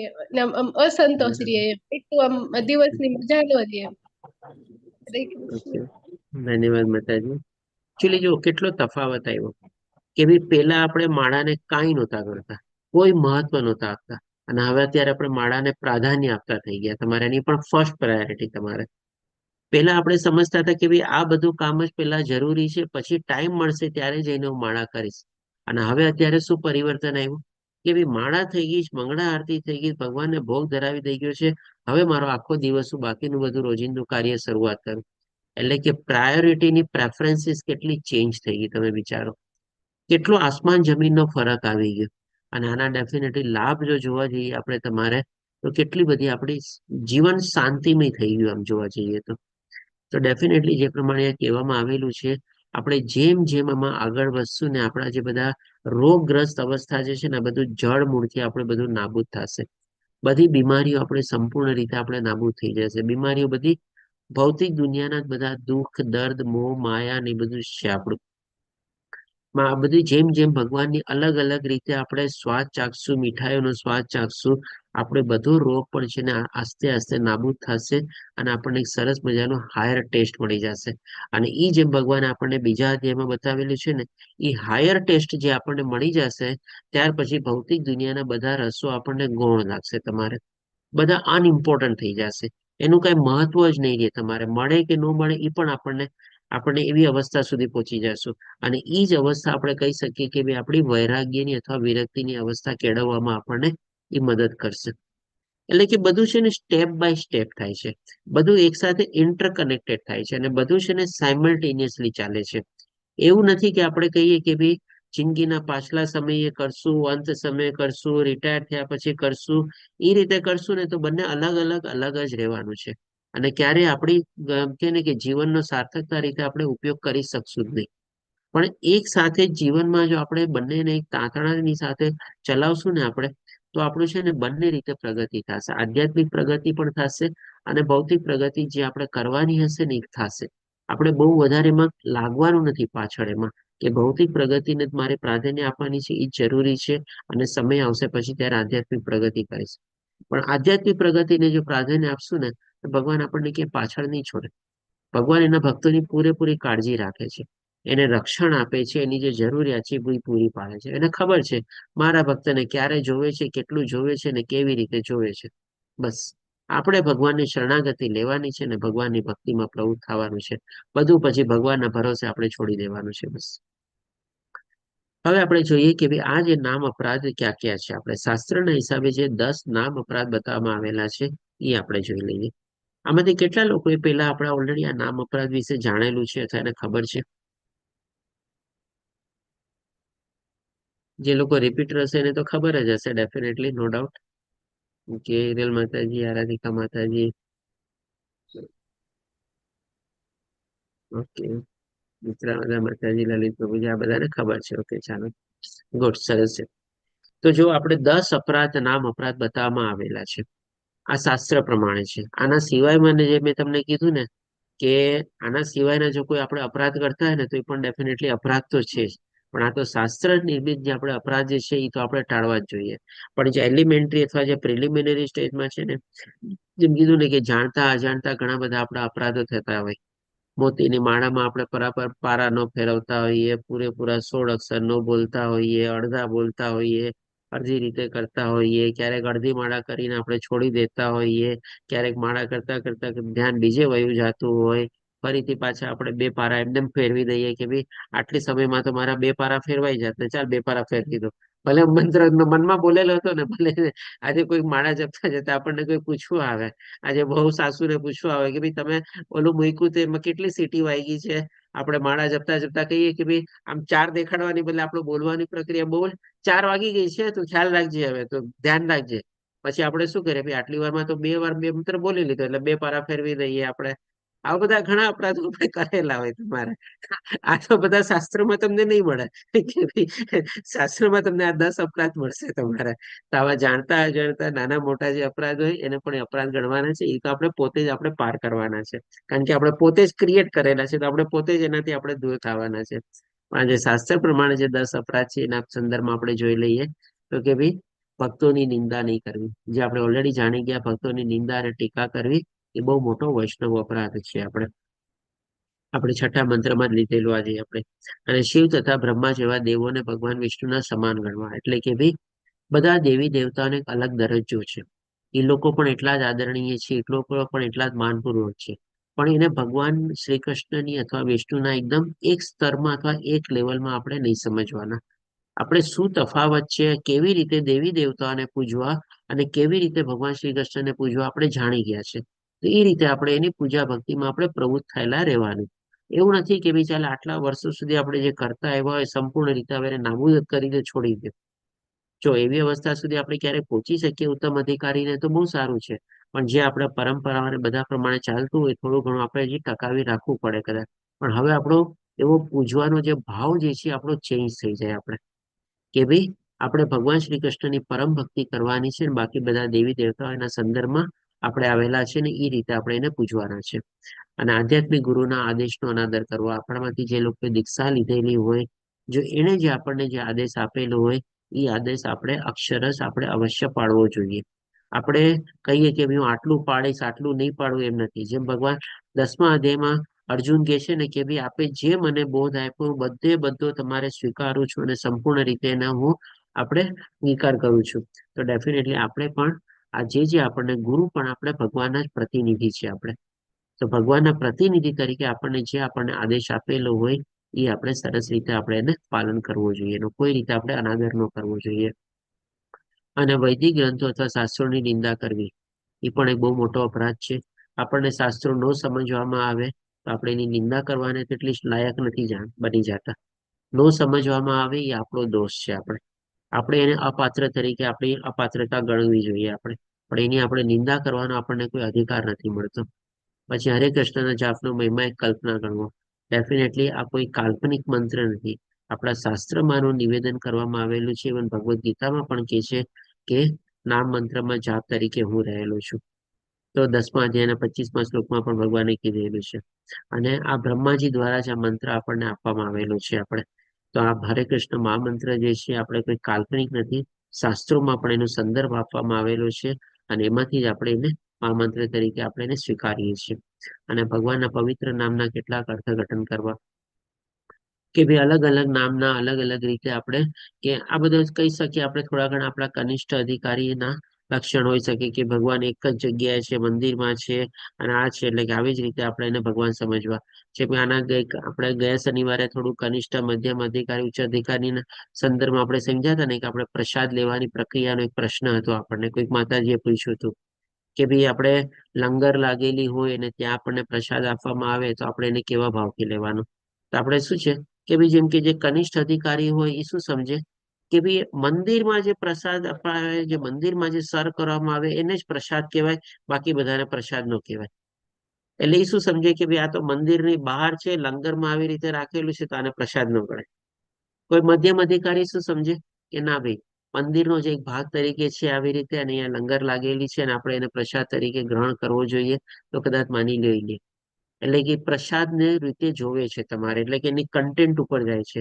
પેલો કનિષ્ઠ અધિકારી શું ખાલી મંદિર ઉપર ગયો તમારે, બીજો મધ્યમ અધિકારી એનાથી હાયર લેવલ એટલે કે પ્રસાદના કન્ટેન્ટ ઉપર ગયો કે ભાઈ અલ્ટિમેટલી એ ભગવાનને ધરાવેલો તો છે જ ને, તો પછી પ્રસાદ કહેવાય તમારે.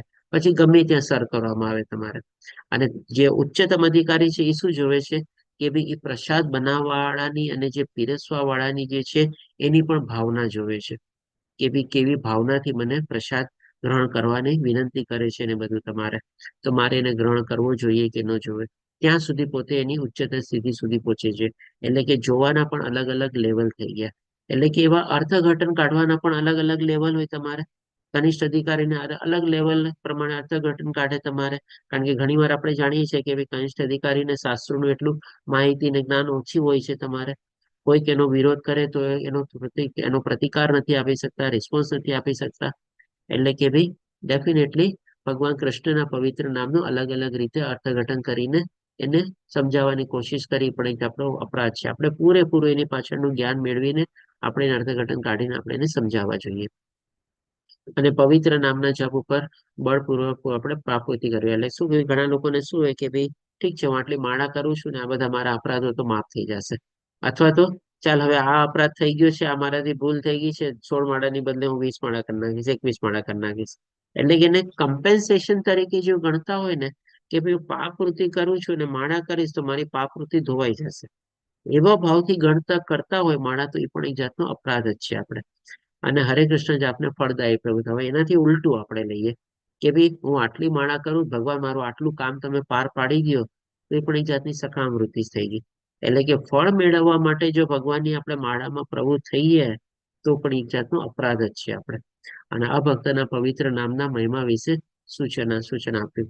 એટલે કે ભાઈ જેમ ભગવાને પણ આપણને ભગવદ્ ગીતામાં કીધેલું છે, જે મારો ભક્ત ન હોય એને આ ઉપદેશ નહીં આપવાનો.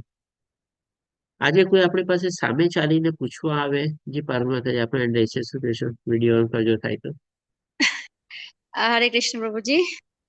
હરે કૃષ્ણ. આપણે તમને કીધું ને કે આપણે વધારે માળા કરીએ, લાઈક કશું આપણાથી ભૂલ થઈ ગઈ હોય, લાઈક અજાણતા ભૂલ થઈ ગઈ હોય, તો આપણે કેવી રીતના આમ આપણે એમ થાય કે ચલો ભગવાનને પ્રાર્થના કરીએ કે આપણી ભૂલ માફ થાય ને, એમ કરીને વધારે માળા કરીએ, તો એ કઈ કેટેગરીમાં આવે?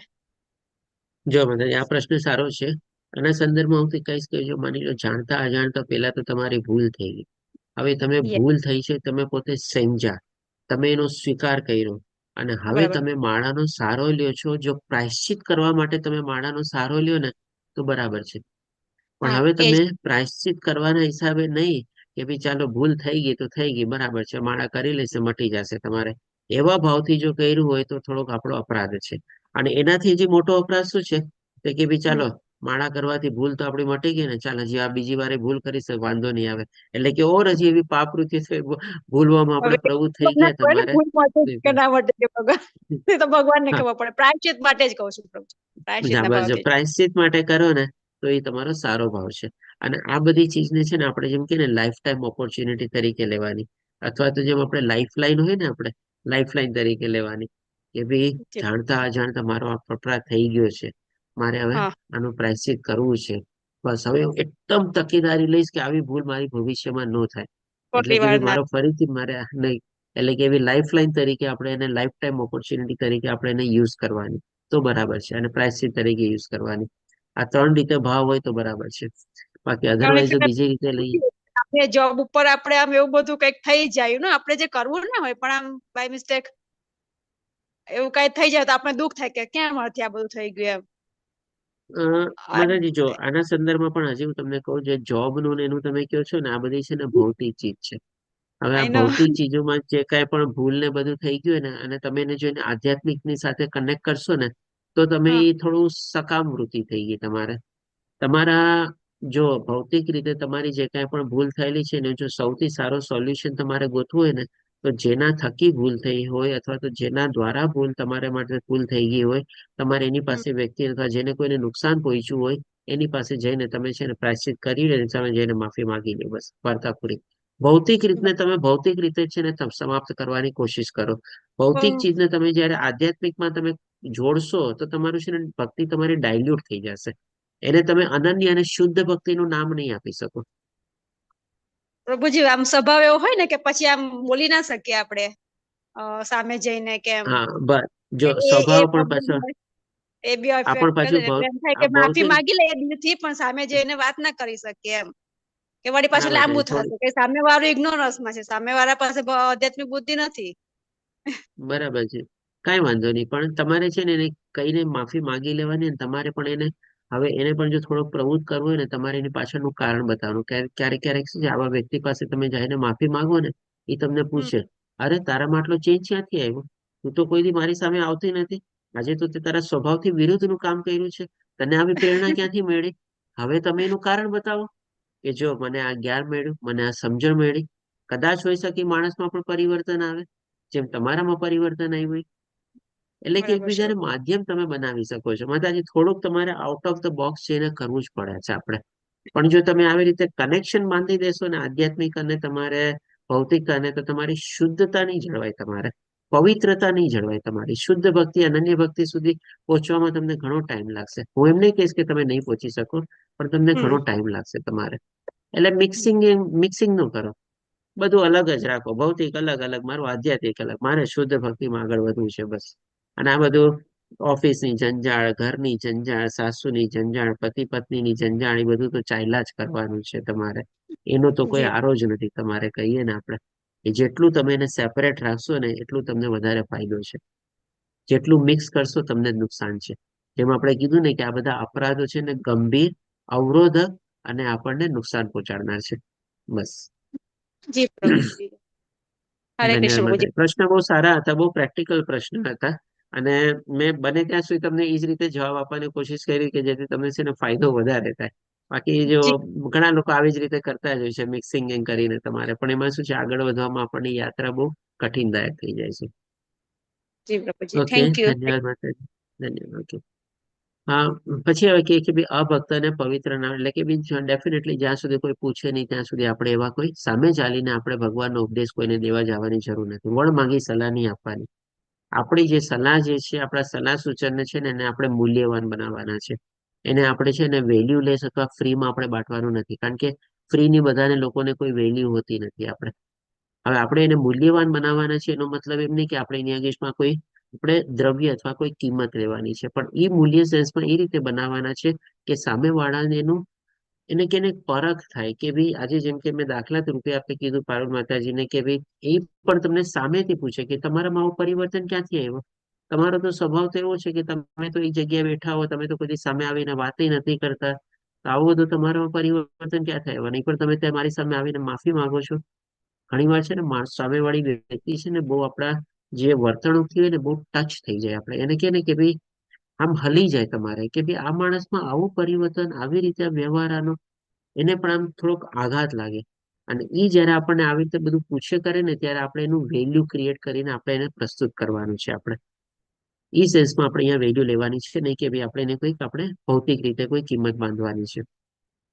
અને આ બધી સૂચનાઓ સમજ્યા પછી પણ પવિત્ર નામના જપમાં શ્રદ્ધા ન રાખવી અને જપ કરતી વખતે બેદરકાર રહેવું, એ પણ એક અપરાધ જ છે આપણે. તો ડેફિનેટલી આજે 10 અપરાધ આપણે જાણ્યા, અને એના માટે આપણે કહીએ કે દરેક ભક્ત જે વૈષ્ણવ છે તેને કૃષ્ણ પ્રેમને ઝડપથી પ્રાપ્ત કરવા માટે અહીંયા પણ જોવું છે કે ઝડપથી પ્રાપ્ત કરવા માટે આ બધી ચીજોને જયારે આપણે ફોલો કરશું ને, ત્યારે આપણી અનન્ય ભક્તિ અને શુદ્ધ ભક્તિમાં છે ને આપણી પ્રોગ્રેસ અને ડેવલપમેન્ટ છે ને બહુ સ્પીડી થશે. ઘણી વાર આપણે કહીએ ને કે ભાઈ દિન દુગની રાત ચુગની પ્રગતિ થાય છે. ઘણા લોકો કહે છે કે ભાઈ ભક્તિ માર્ગમાં આગળ વધવું બહુ અઘરું છે, વાંધાજનક છે, પ્રોબ્લેમ આવે છે. બરાબર છે, પણ એમાં જે બધી સિસ્ટમ બતાવવામાં આવેલી છે, જે બધા સ્ટેપ્સ બતાવવામાં આવેલા છે, એ પ્રમાણે જો આપણે આગળ વધીએ ને તો ઘણી વાર છે ને આપણી પ્રગતિ બહુ જલ્દી થઈ જાય છે. આપણને પોતાને ખબર પણ નથી હોતી હતી. ઇવન હું તો કહીશ કે મારો પોતાનો પર્સનલ દાખલો બી લેવા દઉં ને, આજે હું જયારે કેનેડામાં માઇગ્રેટ થયો એની પહેલા મારી ભક્તિ એમ કે નહીવત હતી તમારે. આજે હું એમ ન કહું કે ઘણી બધી પ્રગતિ થઈ ગઈ છે, હું તો કહું છું હજી પણ થોડી ઘણી પ્રગતિ કરી છે. પણ છે ને હું દિવસ રાતમાં છે ને, અથવા તો ઈ ટાઈમના 3 વર્ષ 4 વર્ષ પહેલાનું સ્ટેજ અને અત્યારનો સ્ટેજ જોઉં ને, તો જેમ અને બાકી જે મધ્યમ અધિકારી ઉત્તમ અધિકારીની સાથે ક્યારેક જોઉં ને તમારે કે ભાઈ આ માણસ આટલા વર્ષોથી ભક્તિ કરે છે ને ત્યારે આ લેવલ સુધી પહોંચ્યો છે, અને મને જો આ રીતે ભગવાનની કૃપાથી આટલા લેવલથી આટલા લેવલ પહોંચી ગયો, તો કેટલી આપણને ફાસ્ટ ડેવલપમેન્ટ થાય છે. તમને પોતાને પણ આવો છે ને ડિફરન્સ અથવા તો છે ને એની અનુભૂતિ થશે, સમજી શકશો. એટલે કે ઝડપી પ્રગતિ કરવી સહેલી છે એવું નથી કે નથી થતી આધ્યાત્મિક પ્રગતિ. It is possible. It is not that કે it is not at all possible. It is definitely 100% possible તમારે. પણ એના માટે આપણે સિસ્ટમ ફોલો કરવી પડે છે. એમાં જે આપણે શાસ્ત્રમાં જે બધું બતાવવામાં આવેલું છે એને આપણે ફોલો કરવું પડે છે. તો આપણી પ્રગતિ બહુ જલ્દી થાય છે. એટલે કે ઝડપથી પ્રગતિ કરવા માટે ગુનાઓ માટે સામે સાવચેત રહેવું જોઈએ. તો હવે આના પછીનું જે છે આપણે જેમ આપણે નવધા ભક્તિ છે ને એવી રીતે ભક્તિમાં પણ લેવલ છે આપણે કે આ જે અલગ અલગ એમાં પણ 9 તબક્કા છે. આ 9 તબક્કામાં પછી છેલ્લો ભાવ જે છે ને પ્રેમ અથવા તે આપણે એક પ્રકારનો રસ કેળવીને જે આપણે ભક્તિ કરીએ એ જ આપણી શુદ્ધ ભક્તિ છે. તો આમાં પણ આપણે લેવલ વાઇઝ આપણે જોઈએ, સ્ટેપ વાઇઝ જોઈએ કે કેવી રીતે આપણે આપણી શુદ્ધ ભક્તિની આપણે ગુણવત્તાને આપણે પારખી શકીએ. જેમ આપણે કોઈ સ્ટુડન્ટ ભણતો હોય અને પેલા માની લો આપણે 30, 35, 40% અથવા ધક્કા મારીને પાસ થતો હોય, પછી આપણે એને શું કરીએ કે ભાઈ તું થોડું તારી ભણવાની સિસ્ટમની હેબિટ ચેન્જ કર, થોડુંક સવારે વહેલો ઉઠ, થોડુંક આવી રીતે ભણ, થોડુંક યાદ રાખ, પછી એને લખ, પછી કોઈક એને ટ્યુશન બાંધીએ, કોઈ ક્લાસ બાંધીએ. એવી રીતે ઘણી બધી મહેનત, છોકરો પણ મહેનત કરે તમારે, પ્રયાસ કરે તમારે, તો એના રિઝલ્ટમાં પણ ચેન્જ આવે ને. હવે પેલા 35-40% મળતા હતા, હવે માની લો 50-60% મળ્યા, પછી 70-80% મળ્યા, પછી કદાચ મેરિટ લિસ્ટમાં બી પહોંચી જાય, તમારે ટોપર્સમાં બી પહોંચી જાય, એને પોતાને પણ ખબર પડે ને. તો એવી જ રીતે આપણે પણ આપણી છે ને માર્કશીટ બનાવવાની છે કે ભાઈ આપણે જેમ કે સાધના ચાર્ટ તો ભરીએ છીએ, સાધના ચાર્ટમાં બધું ચીજ આપણે શું શું કર્યું બરાબર છે, પણ હવે એની સાથે સાથે આપણે ઓર એક સ્ટેપ આગળ વધવું હોય ને, આપણે પોતાની આપણી માર્કશીટ બનાવવાની, અથવા તો મારી ગુણવત્તામાં કેટલો ફરક આવ્યો. જેમ આપણે હિરલ માતાજી આપણને માળા માટે બતાવ્યું કે ભાઈ કેવી રીતે હું પેલા માળા કરતી ને હવે કેવી રીતે સંખ્યા વધી ને ક્વોલિટી વધી અને કેવો ભાવ વધ્યો, કે ભાઈ હવે માળા કર્યા વગર ચાલતું જ નથી. આ બધી ગુણવત્તા છે, બધું આપણે માપદંડ કરવાનું છે. આપણે તો જ આપણે છે ને આ બધા ભક્તિના પણ આપણે 9 તબક્કામાં આપણે કેટલી પ્રગતિ થઈ ને આપણે જાણી શકીએ. જી હિરલ માતાજી બોલો. હરે કૃષ્ણ પ્રભુજી. હરે હું કૃષ્ણ. હું છે ને પ્રભુજી હવે દિનચર્યા પણ બનાવું છું ડેઈલીની, સત્વગુણ, રજોગુણ અને તમોગુણ, એવી રીતે 3 પાર્ટ પાડીને. તો એમાં પણ ફેર પડી ગયો. હવે સત્વગુણ ને રજોગુણમાં જ આવે. પેલા ક્યારેક બહુ ગુસ્સો આવી જતો અને એવું થઈ જતું ને, તો ક્યારેક ડુંગળી વાળું ખવાઈ જતું, તો એનાથી પણ ઘણો ફેર પડે. પણ 1-1.5 મહિનો કન્ટિન્યુ રાખવું ને, પછી એમ એ કન્ટિન્યુ રાખીએ ને 1-1.5 મહિનો અને ઓબ્ઝર્વેશન કરીએ ને, તો મને એનાથી ફેર પડ્યો છે. હરે કૃષ્ણ. ધન્યવાદ હિરલ માતાજી. તો આના સંદર્ભમાં છે ને તમને એક ચીજ કહું, આપણે જયારે ભક્તિ શાસ્ત્રી તમે જયારે લેવલ 4માં જશો ને, ત્યારે આપણે છે ને ગુણો પારખવાની પણ છે ને એક ટેસ્ટ આપણે લેવામાં આવે છે કે ભાઈ આપણે કેવા ગુણમાં છીએ, સત્વગુણ, રજોગુણ અથવા તમોગુણ, અને એનો માત્રા પણ કેટલો છે. અને એમાં પણ લગભગ છે ને 100 જેટલા ક્વેશ્ચન્સ છે. આપણે એ ક્વેશ્ચન્સ બધા આપણે ખાલી ટીક જ કરવાના છે. ઓપ્શન બધા ઓપ્શનલ બેઝ જ છે, આપણે મલ્ટિપલ ચોઇસ ક્વેશ્ચન છે. આપણે એ ઠીક કરીએ ને તો પણ આપણને ખબર પડી જાય કે ભાઈ આપણે કયા ગુણમાં અત્યારે છીએ. અને ગુણ પણ આપણે છે ને પછી સમય પ્રમાણે એ ટેસ્ટ પણ આપણે જો લેતા રહીએ ને, તો પણ આપણને ખબર પડે કે ભાઈ પહેલા મારા સત્વગુણનો માત્રા તો આટલા ટકા જ હતો અને તમોગુણનો માત્રા આટલા બધા વધારે હતો. હવે માત્રા જો કેટલો ચેન્જ છે. આપ લોકોમાંથી કેટલા લોકોએ ટેસ્ટ લીધેલી હશે મને ખબર નહીં, પણ એ બહુ સરસ મજાની ટેસ્ટ છે આપણે. ઓકે. તો હવે આપણે જોઈએ કે ભાઈ આ આપણે પોતાની આપણી એક માર્કશીટ બનાવવાની છે. જેમ આપણે સ્ટુડન્ટને કેવો એના અભ્યાસમાં ચેન્જ આવ્યો અને 30-40%માંથી કેવો અત્યારે 90+ લાવતો થઈ ગયો, તો આપણામાં પણ એ ગુણવત્તા, એ ક્વોલિટી અથવા તો એવી પ્રોગ્રેસ લાવવા માટે આ માપદંડ છે. સૌથી પહેલા તો આપણે જેમ કે શ્રદ્ધા આપણા બધામાં જ અત્યારે છે. આપણે બધા અત્યારે ભગવાનમાં શ્રદ્ધા રાખેલી છે. આપણે બધા ભગવાનની શરણાગતિ લીધેલી છે. એટલે કે જે 4 પ્રકારના લોકો ભગવાનની શરણાગતિ લે છે, જે ભગવાને બતાવેલું છે, એ 4માંથી એક પ્રકાર તો આપણે આપેલો જ છે, અથવા તો એમાંથી આપણે આવી ગયા છે. આપણે હવે સાધુ સંઘ એટલે કે ભાઈ આપણા ભક્તોનો આપણને સંઘ, અથવા તો ગુરુજનોનો આપણને સંઘ, અથવા તો એવા સાધુ ભક્તોનો સંઘ આપણને મળે. તો એમાંથી આપણા બધામાંથી લોકો અત્યારે કદાચ ઓછા ભાગ્યશાળી હશે કે બધાને આ બધો સંઘ પ્રાપ્ત થયેલો હશે. ઘણા લોકો કોઈ જગ્યાએ રહેતા હોય, કોઈ ભક્તોનો સંઘ પ્રાપ્ત થાય, કોઈ ભક્ત ન હોય, એ ભક્ત પણ પાછો કનિષ્ઠ છે, મધ્યમ છે, ઉચ્ચતમ છે, એ ખબર ન હોય. ઘણા લોકોને જે ગુરુ પ્રાપ્ત નહીં થયા હશે, ઘણા લોકોને હજી એવા અલગ અલગ સારા ભક્તો પણ તેનો સંગ નહીં મળ્યો હશે તમારે. તો આ બધી ચીજ છે ને આ આપણા હાથમાં એક રીતે જોવા જાવ ને તો. હવે આમાંથી છે ને 9 જે સ્ટેજ છે ને, આમાંથી આપણા હાથમાં કેટલું છે જે આપણે એના માટે પ્રયાસ કરી શકીએ છીએ, અને કેટલી ચીજ ભગવાનની આપણે ઉપર છોડી દેવાની છે કે ભાઈ ભગવાનની કૃપા થશે ત્યારે મને પ્રાપ્ત થશે. કારણ કે સાધુ સંગ થવો ગુરુજનોની આપણને કૃપા પ્રાપ્ત થવી, એ બધી ચીજ આપણા ઉપર નથી. ઘણીવાર આપણે પ્રયાસ કરીએ છીએ પણ આપણને એમાં પૂરતા પ્રયાસ આપણા સફળ નથી થતા. તો આ બધું આપણે ભગવાન ઉપર છોડી દેવાનું. ભગવાનની જયારે મરજી હશે ત્યારે સાધુ સંગ ને બધું થશે. પણ હવે આવે છે ભજન ક્રિયા. ભજન ક્રિયા તો આપણા હાથમાં છે, એ તો આપણે કરી શકીએ. બસ તો આપણે આમાં આપણે પ્રવૃત્ત થવાનું છે વધારે ને વધારે. પછી અનર્થ નિવૃત્તિ. અનર્થ નિવૃત્તિ પણ આપણા હાથમાં છે. અનર્થ નિવૃત્તિ એટલે શું? કે ભાઈ અનર્થ એટલે કે ભાઈ જે ભૌતિક દુનિયાનું જે છે એ બધું અનર્થ છે આપણે. એ બધું કોઈ આપણને આધ્યાત્મિક માર્ગમાં મદદરૂપ નથી થવાનું. તો આમાંથી આપણે આસ્તે આસ્તે નિવૃત્તિ એટલે કે રિટાયરમેન્ટ લેવાની છે. એટલે કે ટૂંકમાં જો સીધો સાદો સરળ એક શબ્દ જો આપણે કહીએ ને, તો વૈરાગ્ય અથવા વિરક્તિ કેળવવાની છે આપણે. જેટલો ભૌતિક દુનિયાથી સંસારમાંથી આપણે વૈરાગ્ય કેળવશું એટલું આપણને મદદરૂપ થશે. એ તો આપણા હાથમાં છે, એ આપણે ડેફિનેટલી આપણે કરી શકીએ છીએ. પછી આપણી નિષ્ઠા. નિષ્ઠા, અચ્છા કોઈ કહેશે મને આ શ્રદ્ધા અને નિષ્ઠામાં શું ફેર? શોર્ટમાં કંઈક what is the difference between શ્રદ્ધા અને નિષ્ઠા? શ્રદ્ધા એટલે આપણે કોઈ પણ વસ્તુ પર આપણે જેમ કે આપણે મારા કરીએ છીએ અને મારા આપણે પૂરી શ્રદ્ધાથી કરીએ.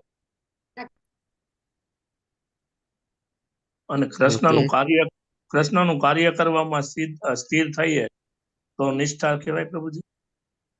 ઓકે, અને એક એક શબ્દ મને ઇંગ્લિશમાં કહી શકો ખાલી? બસ આપણે ઇંગ્લિશ શબ્દ બી સમજી જશું ને તો ઘણી ચીજ આપણને સમજાઈ જશે. હિરલ માતાજી શું કહે છે? નિષ્ઠા એટલે પ્રમાણિક.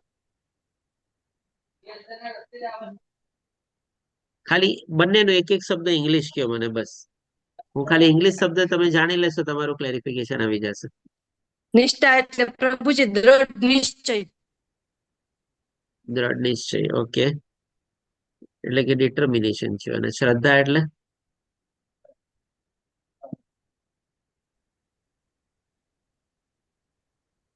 ઓકે, ચાલો લઈએ. શ્રદ્ધા એટલે ફેથ. હા, જો શ્રદ્ધા એટલે ફેથ. હવે ફેથ ના કેટલા બધા પ્રકાર હોય છે. આપણે જેમ કે અહીંયા લઈએ તો કોઈક સકામના હિસાબે ભગવાનની આપણે એના ઉપર જેમ કે ભગવાને 4 પ્રકારના કીધું ને, ભગવાનની શરણાગતિ લે છે. ચારેય પ્રકારની ફેથ છે, ચારેય જણને શ્રદ્ધા છે. અને જેમ ભગવાન કોઈ સકામ પૃથ્વી જાય, કોઈ જિજ્ઞાસુ હિસાબે જાય, કોઈ કંઈક ને કંઈક, કોઈ સાચા જ્ઞાનના હિસાબે જાય, તો એ થઈ ગઈ તમારે શ્રદ્ધા. એટલે કે શ્રદ્ધાની પાછળનું કારણ કંઈક ને કંઈક બીજું હોઈ શકે તમારે. પણ આ જે નિષ્ઠા છે ને, નિષ્ઠા મીન્સ કે ટ્રસ્ટ, એટલે કે વિશ્વાસ. હવે આજે તમને આના સંદર્ભમાં એક દાખલો આપીને સમજાવું. આજે કોઈ વ્યક્તિ હોય એના ઉપર તમને એટલો વિશ્વાસ હોય કે એ વ્યક્તિ પાસે તમને એ માટે કોઈ તમને આવીને કોઈ કંઈ કે આ વ્યક્તિ મારી સાથે આવી કામ કર્યું. તમારા વિશ્વાસના કારણે તમે શું કહેશો? તારી વાત મને માનવામાં આવતી જ નથી, એ વ્યક્તિ આવું કરી જ ન શકે, એનો સ્વભાવ આવો છે જ નહીં તમારે. આ તમારો ભગવાનમાં વિશ્વાસ છે, આ ભગવાનમાં તમારી નિષ્ઠા છે તમારે. અને જેમ અહીંયા કીધું ને કે શ્રદ્ધાની પાછળ કાંઈ પણ કારણ હોય. આ તમે સકામ વૃત્તિ માટે જાઓ તો પણ એ તમારી શ્રદ્ધા થઈ ગઈ. ભગવાનમાં શ્રદ્ધા છે તો તમે મંદિરે જાઓ છો અને ત્યાં જઈને તમે ભગવાન પાસે માગો છો. શ્રદ્ધા વગર તમે માગો બી શું કામે? શ્રદ્ધા ન હોય તો તમે ભગવાન પાસે થોડી કે માગો. એટલે કે એમાં કાંઈ પણ રીતે હોય શકે. અશ્રદ્ધા કહીએ એ શ્રદ્ધા થઈ. અશ્રદ્ધા એ પણ શ્રદ્ધા થઈ ગઈ. એમ જોવા જાવ તો કે ભગવાનમાં નથી માનતો એ પણ એક ટાઈપની એની શ્રદ્ધા જ છે ને.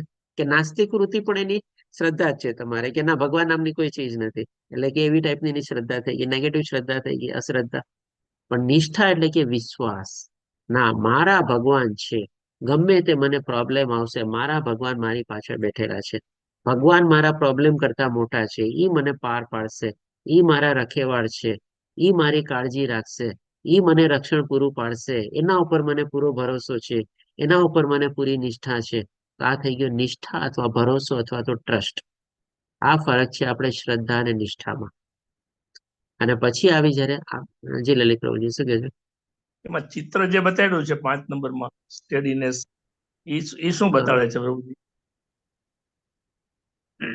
હા, આમાં છે ને મજબૂતાઈ, એટલે કે એવી જેમ કે આપણે હાથીના સાથે પણ આને કમ્પેર કરી શકીએ આપણે આને. સ્ટીડીનેસ ઇન પ્રેક્ટિસ, એટલે કે બી શું છે અહીંયા જેમ કે તમે જે કાંઈ પણ તમારી નિષ્ઠા જે છે એ ક્યારે ડગમગાવી ન જોઈએ. આજે જેમ કે હાથી જેવું હોય એને કોઈ ડગમગાવી શકે તમારે? કેટલું પાવરફુલ પ્રાણી છે તમારે, કેટલી એનું દ્રઢ નિશ્ચય છે.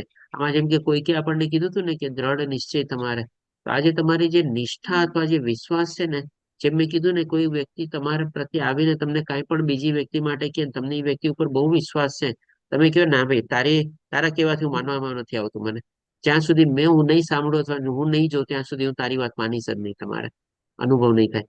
એટલે કે એને કોઈ ડગ મગાવી ન શકે. એટલે કે એટલી સ્ટીડીનેસ, એટલી ગંભીરતાપૂર્વક તમારે, અને એ શ્રદ્ધા એની પોતે કાયમ રાખે તમારે, એ નિષ્ઠા એમાં હંમેશા પોતે એમાં દ્રઢ રીતે પોતે પ્રસ્થાપિત થયેલો હોય. કમ વોટ મે, એને કોઈ એને ડગમગાવી ન શકે. એટલા માટે સ્ટીડીનેસ. જી હિરલ માતાજી, આપનો એન્ડ્રેસ છે. પ્રભુજી, નિષ્ઠા એટલે લોયાલિટી કહી શકીએ આપણે? હા, લોયલ્ટી પણ એક, ટ્રસ્ટ, લોયલ્ટી એ પણ એક અનધર નેમ છે. અને બધા ઇક્વલ કેટેગરી વાળા છે. તમે જો બધી રીતે આપણે એને બંધ બેસતું કહી શકીએ. પૂરેપૂરા વફાદાર. આજે જેમ કે હસબન્ડ વાઈફ નું રિલેશનશિપ શું છે? એક લોયલ્ટી ઉપર જ નિર્ભરતા છે ને, એકબીજા પ્રત્યે કોઈને દગો નહીં આપવાનો. તો એ જ આપણે થઈ ગયું. તો આપણે પણ ભગવાન સાથે આપણો એવો સંબંધ આપણે પ્રસ્થાપિત કરવાનો છે આપણે. પછી આવી રીતે જયારે આપણો વિશ્વાસ હોય, આવી રીતે આપણી વફાદારી હોય ભગવાન પ્રત્યેની, અને આવી રીતે આપણી જયારે ભગવાન ઉપર નિષ્ઠા હોય, ત્યાર પછી જે આપણે જે ચીજ કરીએ ને, એમાં છે ને આપણને એક પ્રકારનો સ્વાદ આવે, રુચિ આવે તમારે.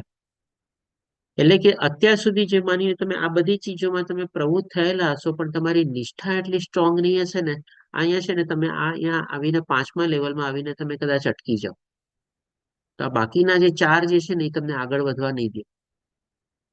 જો અહીંયા સુધી તમે જોવા જાવ ને, તો ઘણા લોકો આજની તારીખમાં આપણને વ્યક્તિ લોકો મળે છે.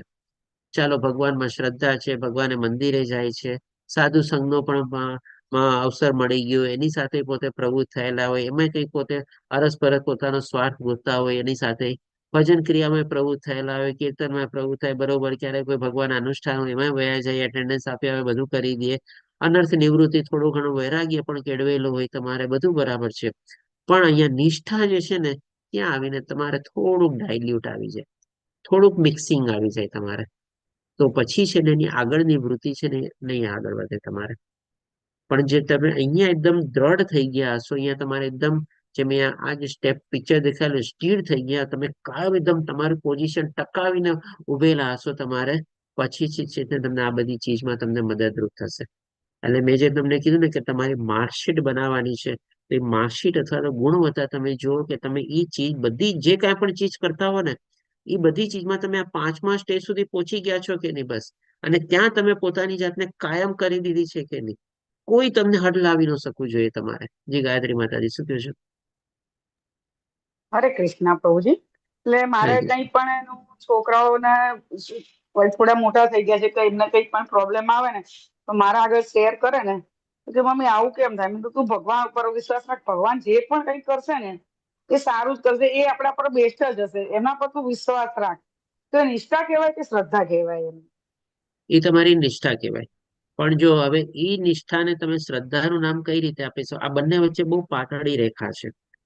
તમે આજે તમારા લાઈફમાં કે માને તમારા પુત્ર પૌત્રી કે વહુ દીકરા કંઈક પ્રોબ્લેમ લઈને આવ્યા, અને તમે એ પ્રોબ્લેમ તરીકે માટે કીધું, અને એ પ્રોબ્લેમમાં એ લોકોની સાથે કંઈક ખોટું થયું, અથવા તો કંઈક એ લોકોને નુકસાન પહોંચાડવાનું થયું, અથવા તો એ લોકોને કોઈ ગંભીર રીતે કોઈક એવું મોટું કંઈક આપણે કે ને કે ભાઈ નુકસાન જેવું કંઈ વોટ એવર ઇટ ઇઝ થઈ ગયું તમારે, કે ભાઈ એને તમને કહે કે ભાઈ મેં તો મારું બધું કર્યું હતું, મારી સાથે જ કેમ આમ થયું, મારી સાથે જ આમ થયું તમારે, અને હવે તમે એને કહો કે ભાઈ ઠીક છે, જો સૌથી પહેલા તો છે ને જે થયું છે ને બરાબર થયું છે, એમાં તું એમ કોઈ સામેવાળાને દોષ નો આપ, અને તને પોતાને સારો નો ગણ કે તે બરાબર કર્યું ને સામેવાળાનો દોષ આમ હતો.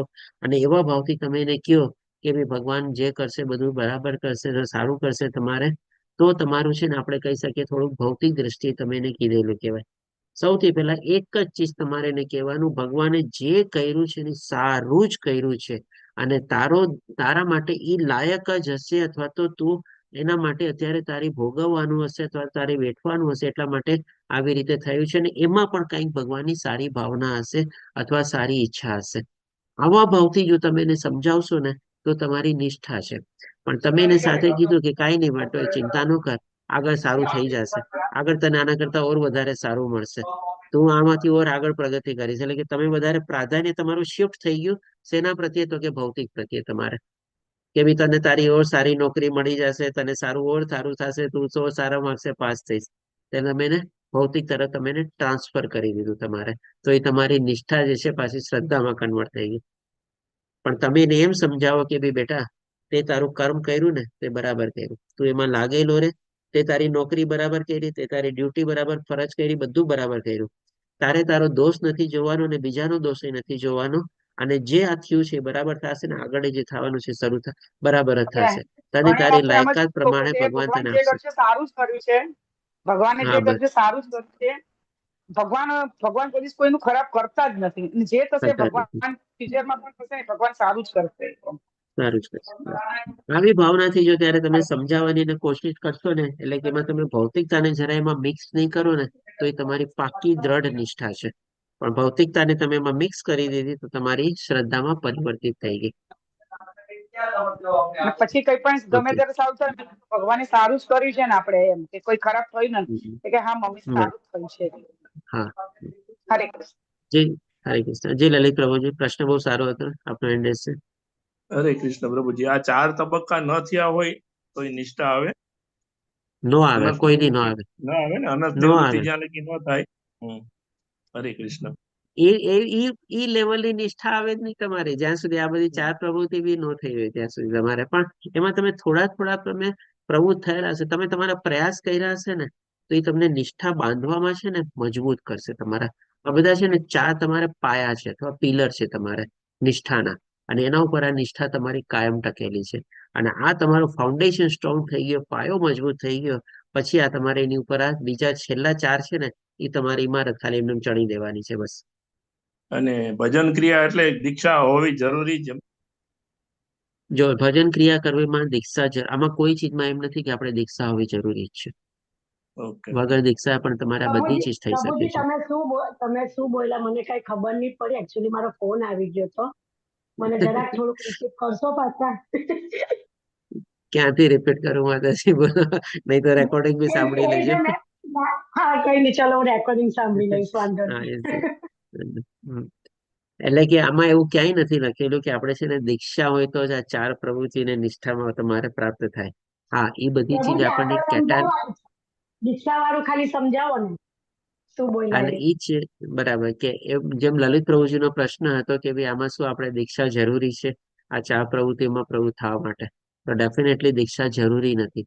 પણ દીક્ષા એ જેમ કીધું ને કેટાલિસ્ટ તરીકે કેમિકલ રિએક્શનમાં જેમ કેટાલિસ્ટ અને એ કેમિકલ રિએક્શનને સ્પીડઅપ કરાવે તમારે, તો એવી રીતે જો દીક્ષા લીધેલી હશે તો આપણને સ્પીડઅપ કરવામાં મદદ કરશે. બાકી વગર દીક્ષા પણ તમારે આ 4 પ્રક્રિયામાં તમે પ્રવૃત્ત થઈ શકો છો અને તમારી નિષ્ઠાને તમે મજબૂત બનાવી શકો છો. જરૂરી નથી કે દીક્ષા કમ્પલસરી છે, મેન્ડેટરી છે. વગર દીક્ષા પણ તમે આ ભક્તિના જે તબક્કા છે ને આ બધામાં તમે આગળ વધી શકો છો. ઓકે. હરે કૃષ્ણ.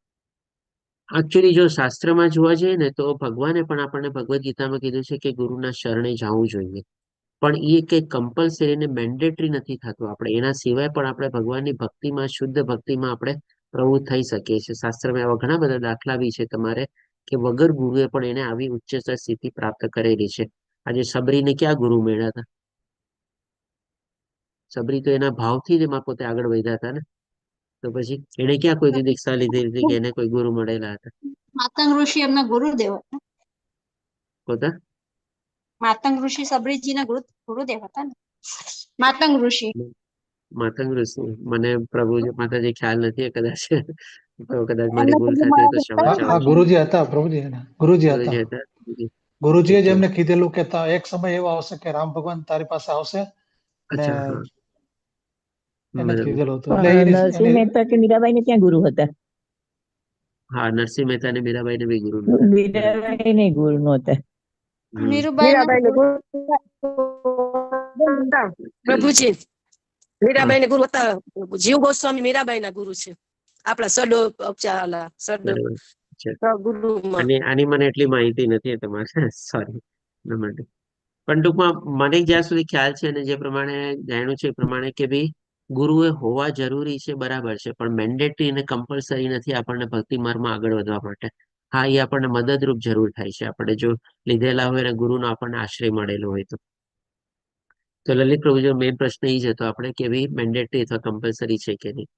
તો જ્યારે આપણે આવી પ્રભુજી રીતે કેમ ખબર નિષ્ઠા, પડે કે આ સારા ગુરુ છે? સોરી પ્રભુજી, શું ખબર પડે? શું કેમ કીધું? ખબર પડે માતાજી કે આ ગુરુ મહારાજ મારી માટે જ બનેલા છે ને સારા ગુરુ છે? એમ કેમ ખબર પડે? એમની પાસે દીક્ષા લઈ તો પ્રગતિ થશે. માતાજી એનો આપણે થોડોક અલગ ટોપિક છે, આપણે અલગથી ડિસ્કસ કરીએ ત્યારે ખબર હા પડે સોરી કે પ્રભુજી ગુરુને please. કેવી રીતે ચોઈસ કરવા અને ગુરુને આપણે ગુણવત્તા ભાઈ કેવી રીતે માનવી અને જાળવવી અને આપણને શું ફાયદો થાય છે, કેવી રીતે થાય છે, એ બધું આપણે જી પ્રભુજી, હરે કૃષ્ણ, સોરી. વાંધો નહીં કઈ. તો ડેફિનેટલી જયારે આપણે આવી નિષ્ઠા આપણી મજબૂત થયેલી હશે ત્યારે જ આપણને એક પ્રકારની રુચિ અથવા સ્વાદ આવશે. જેમ અત્યારે હિરલ માતાજી કીધું ને કે હવે માળા કરવામાં પણ એક મજા આવે છે, એન્જોયમેન્ટ થાય છે, આપણે એક રસ જાગેલો છે આપણે, અને રસ જાગશે ત્યારે જ આપણને બાકી બધા રસો આપણને ગૌણ લાગશે. અને પછી આપણે 7મું સ્ટેપ જે છે આપણે શક્તિ અને કૃષ્ણ ભાવનાનો પ્રચાર, સેવા અને અધિનિયમ સાથે આસક્તિ. એટલે કે ટૂંકમાં હવે શું છે, હવે આપણી આસક્તિ જે છે આપણે ભૌતિક દુનિયાના સંદર્ભમાંથી ઘટીને આપણી આસક્તિ શું છે હવે ભક્તિમાં આપણે વધારે લાગી જશે. કે ભાઈ કીધું ને કે જ્યાં સુધી માળા ન કર્યું હોય, મંગળા દર્શન ન કર્યા હોય, ત્યાં સુધી આખા દિવસમાં કંઈ ખૂટતું હોય એવું લાગે આપણને. એટલે કારણ કે શું કામ એવું લાગે? કારણ કે એવો સ્વાદ આપણને માણી લીધો છે, એવી આપણને ઇન્ટરેસ્ટ જાગી ગયો છે, એવી આપણને રુચિ લાગી ગઈ છે. અને એવી જ એ રુચિ અને સ્વાદના કારણે જ આપણને છે ને એવી શક્તિ પ્રદાન થશે ભગવાન દ્વારા. આ બધા જે સ્ટેપ છે ને 6, 7, 8, 9 એ ભગવાન આપણને પ્રાપ્ત કરાવે છે. આમ જોવા જાવ ને તો આ પેલા 4 સ્ટેપ છે ને એમાં આપણે પોતે પ્રવૃત્ત થવાનું છે, અને પ્રવૃત્ત થઈને આપણે આપણી નિષ્ઠાને મજબૂત કરવાની છે. અને આ જયારે નિષ્ઠા મજબૂત કરી દેશું ને ત્યારે 6, 7, 8, 9 છે ને એ ભગવાન આપણને આપશે. એ ભગવાનની કૃપા આપણા ઉપર થશે. આપણે એટલે કે બીજ આપણને એવી શક્તિ પ્રદાન કરશે કે આપણને જેમ કીધું ને કે જે ભગવાનના પ્રચાર અને પ્રસારમાં પ્રવૃત્ત થયેલા હોય એને સામાન્ય વ્યક્તિ નથી ગણવાના. એ ભગવાનના શક્તિ આવે અવતાર હોય છે. આપણે જેમ શ્રીલા પ્રભુપાદજી હતા, કારણ કે ભગવાન દ્વારા જેવી એને શક્તિ પ્રાપ્ત થયેલી છે અને એમાં પોતે પ્રવૃત્ત થઈને આગળ વધી રહ્યા છે. પછી આપણને ભાવ, ભગવાન પ્રત્યે એવો જે ભાવ જાગવો, એમાં આપણે જાણ્યું કે ભાઈ શાંત રસ, તટસ્થ રસ, માધુર્ય રસ, સાંખ્ય રસ, આ બધા અલગ અલગ પ્રકારના 5 રસ છે. આપણે એ પ્રકારનો એક પ્રકારનો જે ભાવ જાગવો કે મારે હવે આવી રીતે ભગવાનની સેવા કરવી છે, ભગવાનની ભક્તિ કરવી છે, એ પણ ભગવાનની આપણા ઉપર કૃપા થાય છે. અને પછી એ જયારે ભાવ જાગી જશે ત્યારે એવા પ્રકારનો આપણે પ્રેમા ભક્તિમાં, એટલે કે 5 પ્રકારની જે રાગાનુગા પ્રેમા ભક્તિ જે કહેવામાં આવેલી છે, એ આપણી પ્રેમા ભક્તિ આપણે ડેવલપ થશે. અને આ ભક્તિ જો આપણે ડેવલપ કરી લીધી, ભગવાનની કૃપા થઈ ગઈ, તો આપણે અનન્ય અને શુદ્ધ ભક્તિ આપણે પ્રાપ્ત કરી લીધેલી છે સમજવાનું. અને એ ભક્તિ જયારે પ્રાપ્ત કરેલી છે તો આ શ્લોક પ્રમાણે આપણે ઓલરેડી બ્રહ્મ સ્તર સુધી આપણે પહોંચી ગયા છે. અને ખાલી આપણે ભગવાનના ધામમાં પહોંચવાની એક ઔપચારિકતા જ આપણી બાકી રહી છે. આ બધા 9 તબક્કા છે. એટલે ટૂંકમાં આપણે આપણી ગુણવત્તા અથવા આપણે આપણી માર્કશીટ બનાવવાની છે કે આપણે આમાં કેટલા આપણે આગળ વધ્યા. તો આ રીતે આપણો અહીંયા 7મો શ્લોક પણ પૂરો થાય છે. પાંચા કલ્પતરુભ્યશ્ચ કૃપા સિંધુભ્યઃ ચ પતિતાનાં પાવનેભ્યો વૈષ્ણવેભ્યો નમો નમઃ. હરે કૃષ્ણ કૃષ્ણ કૃષ્ણ હરે હરે, હરે રામ રામ રામ હરે હરે. શ્રીલ પ્રભુપાદ કી જય. શ્રી રાધા ગોવિંદ પ્રણામ. આપણે ઘણા બધા પ્રશ્ન લઈ લીધા, તો ચાલો જે કોઈના પ્રશ્ન બાકી હોય તો લઈએ આપણે.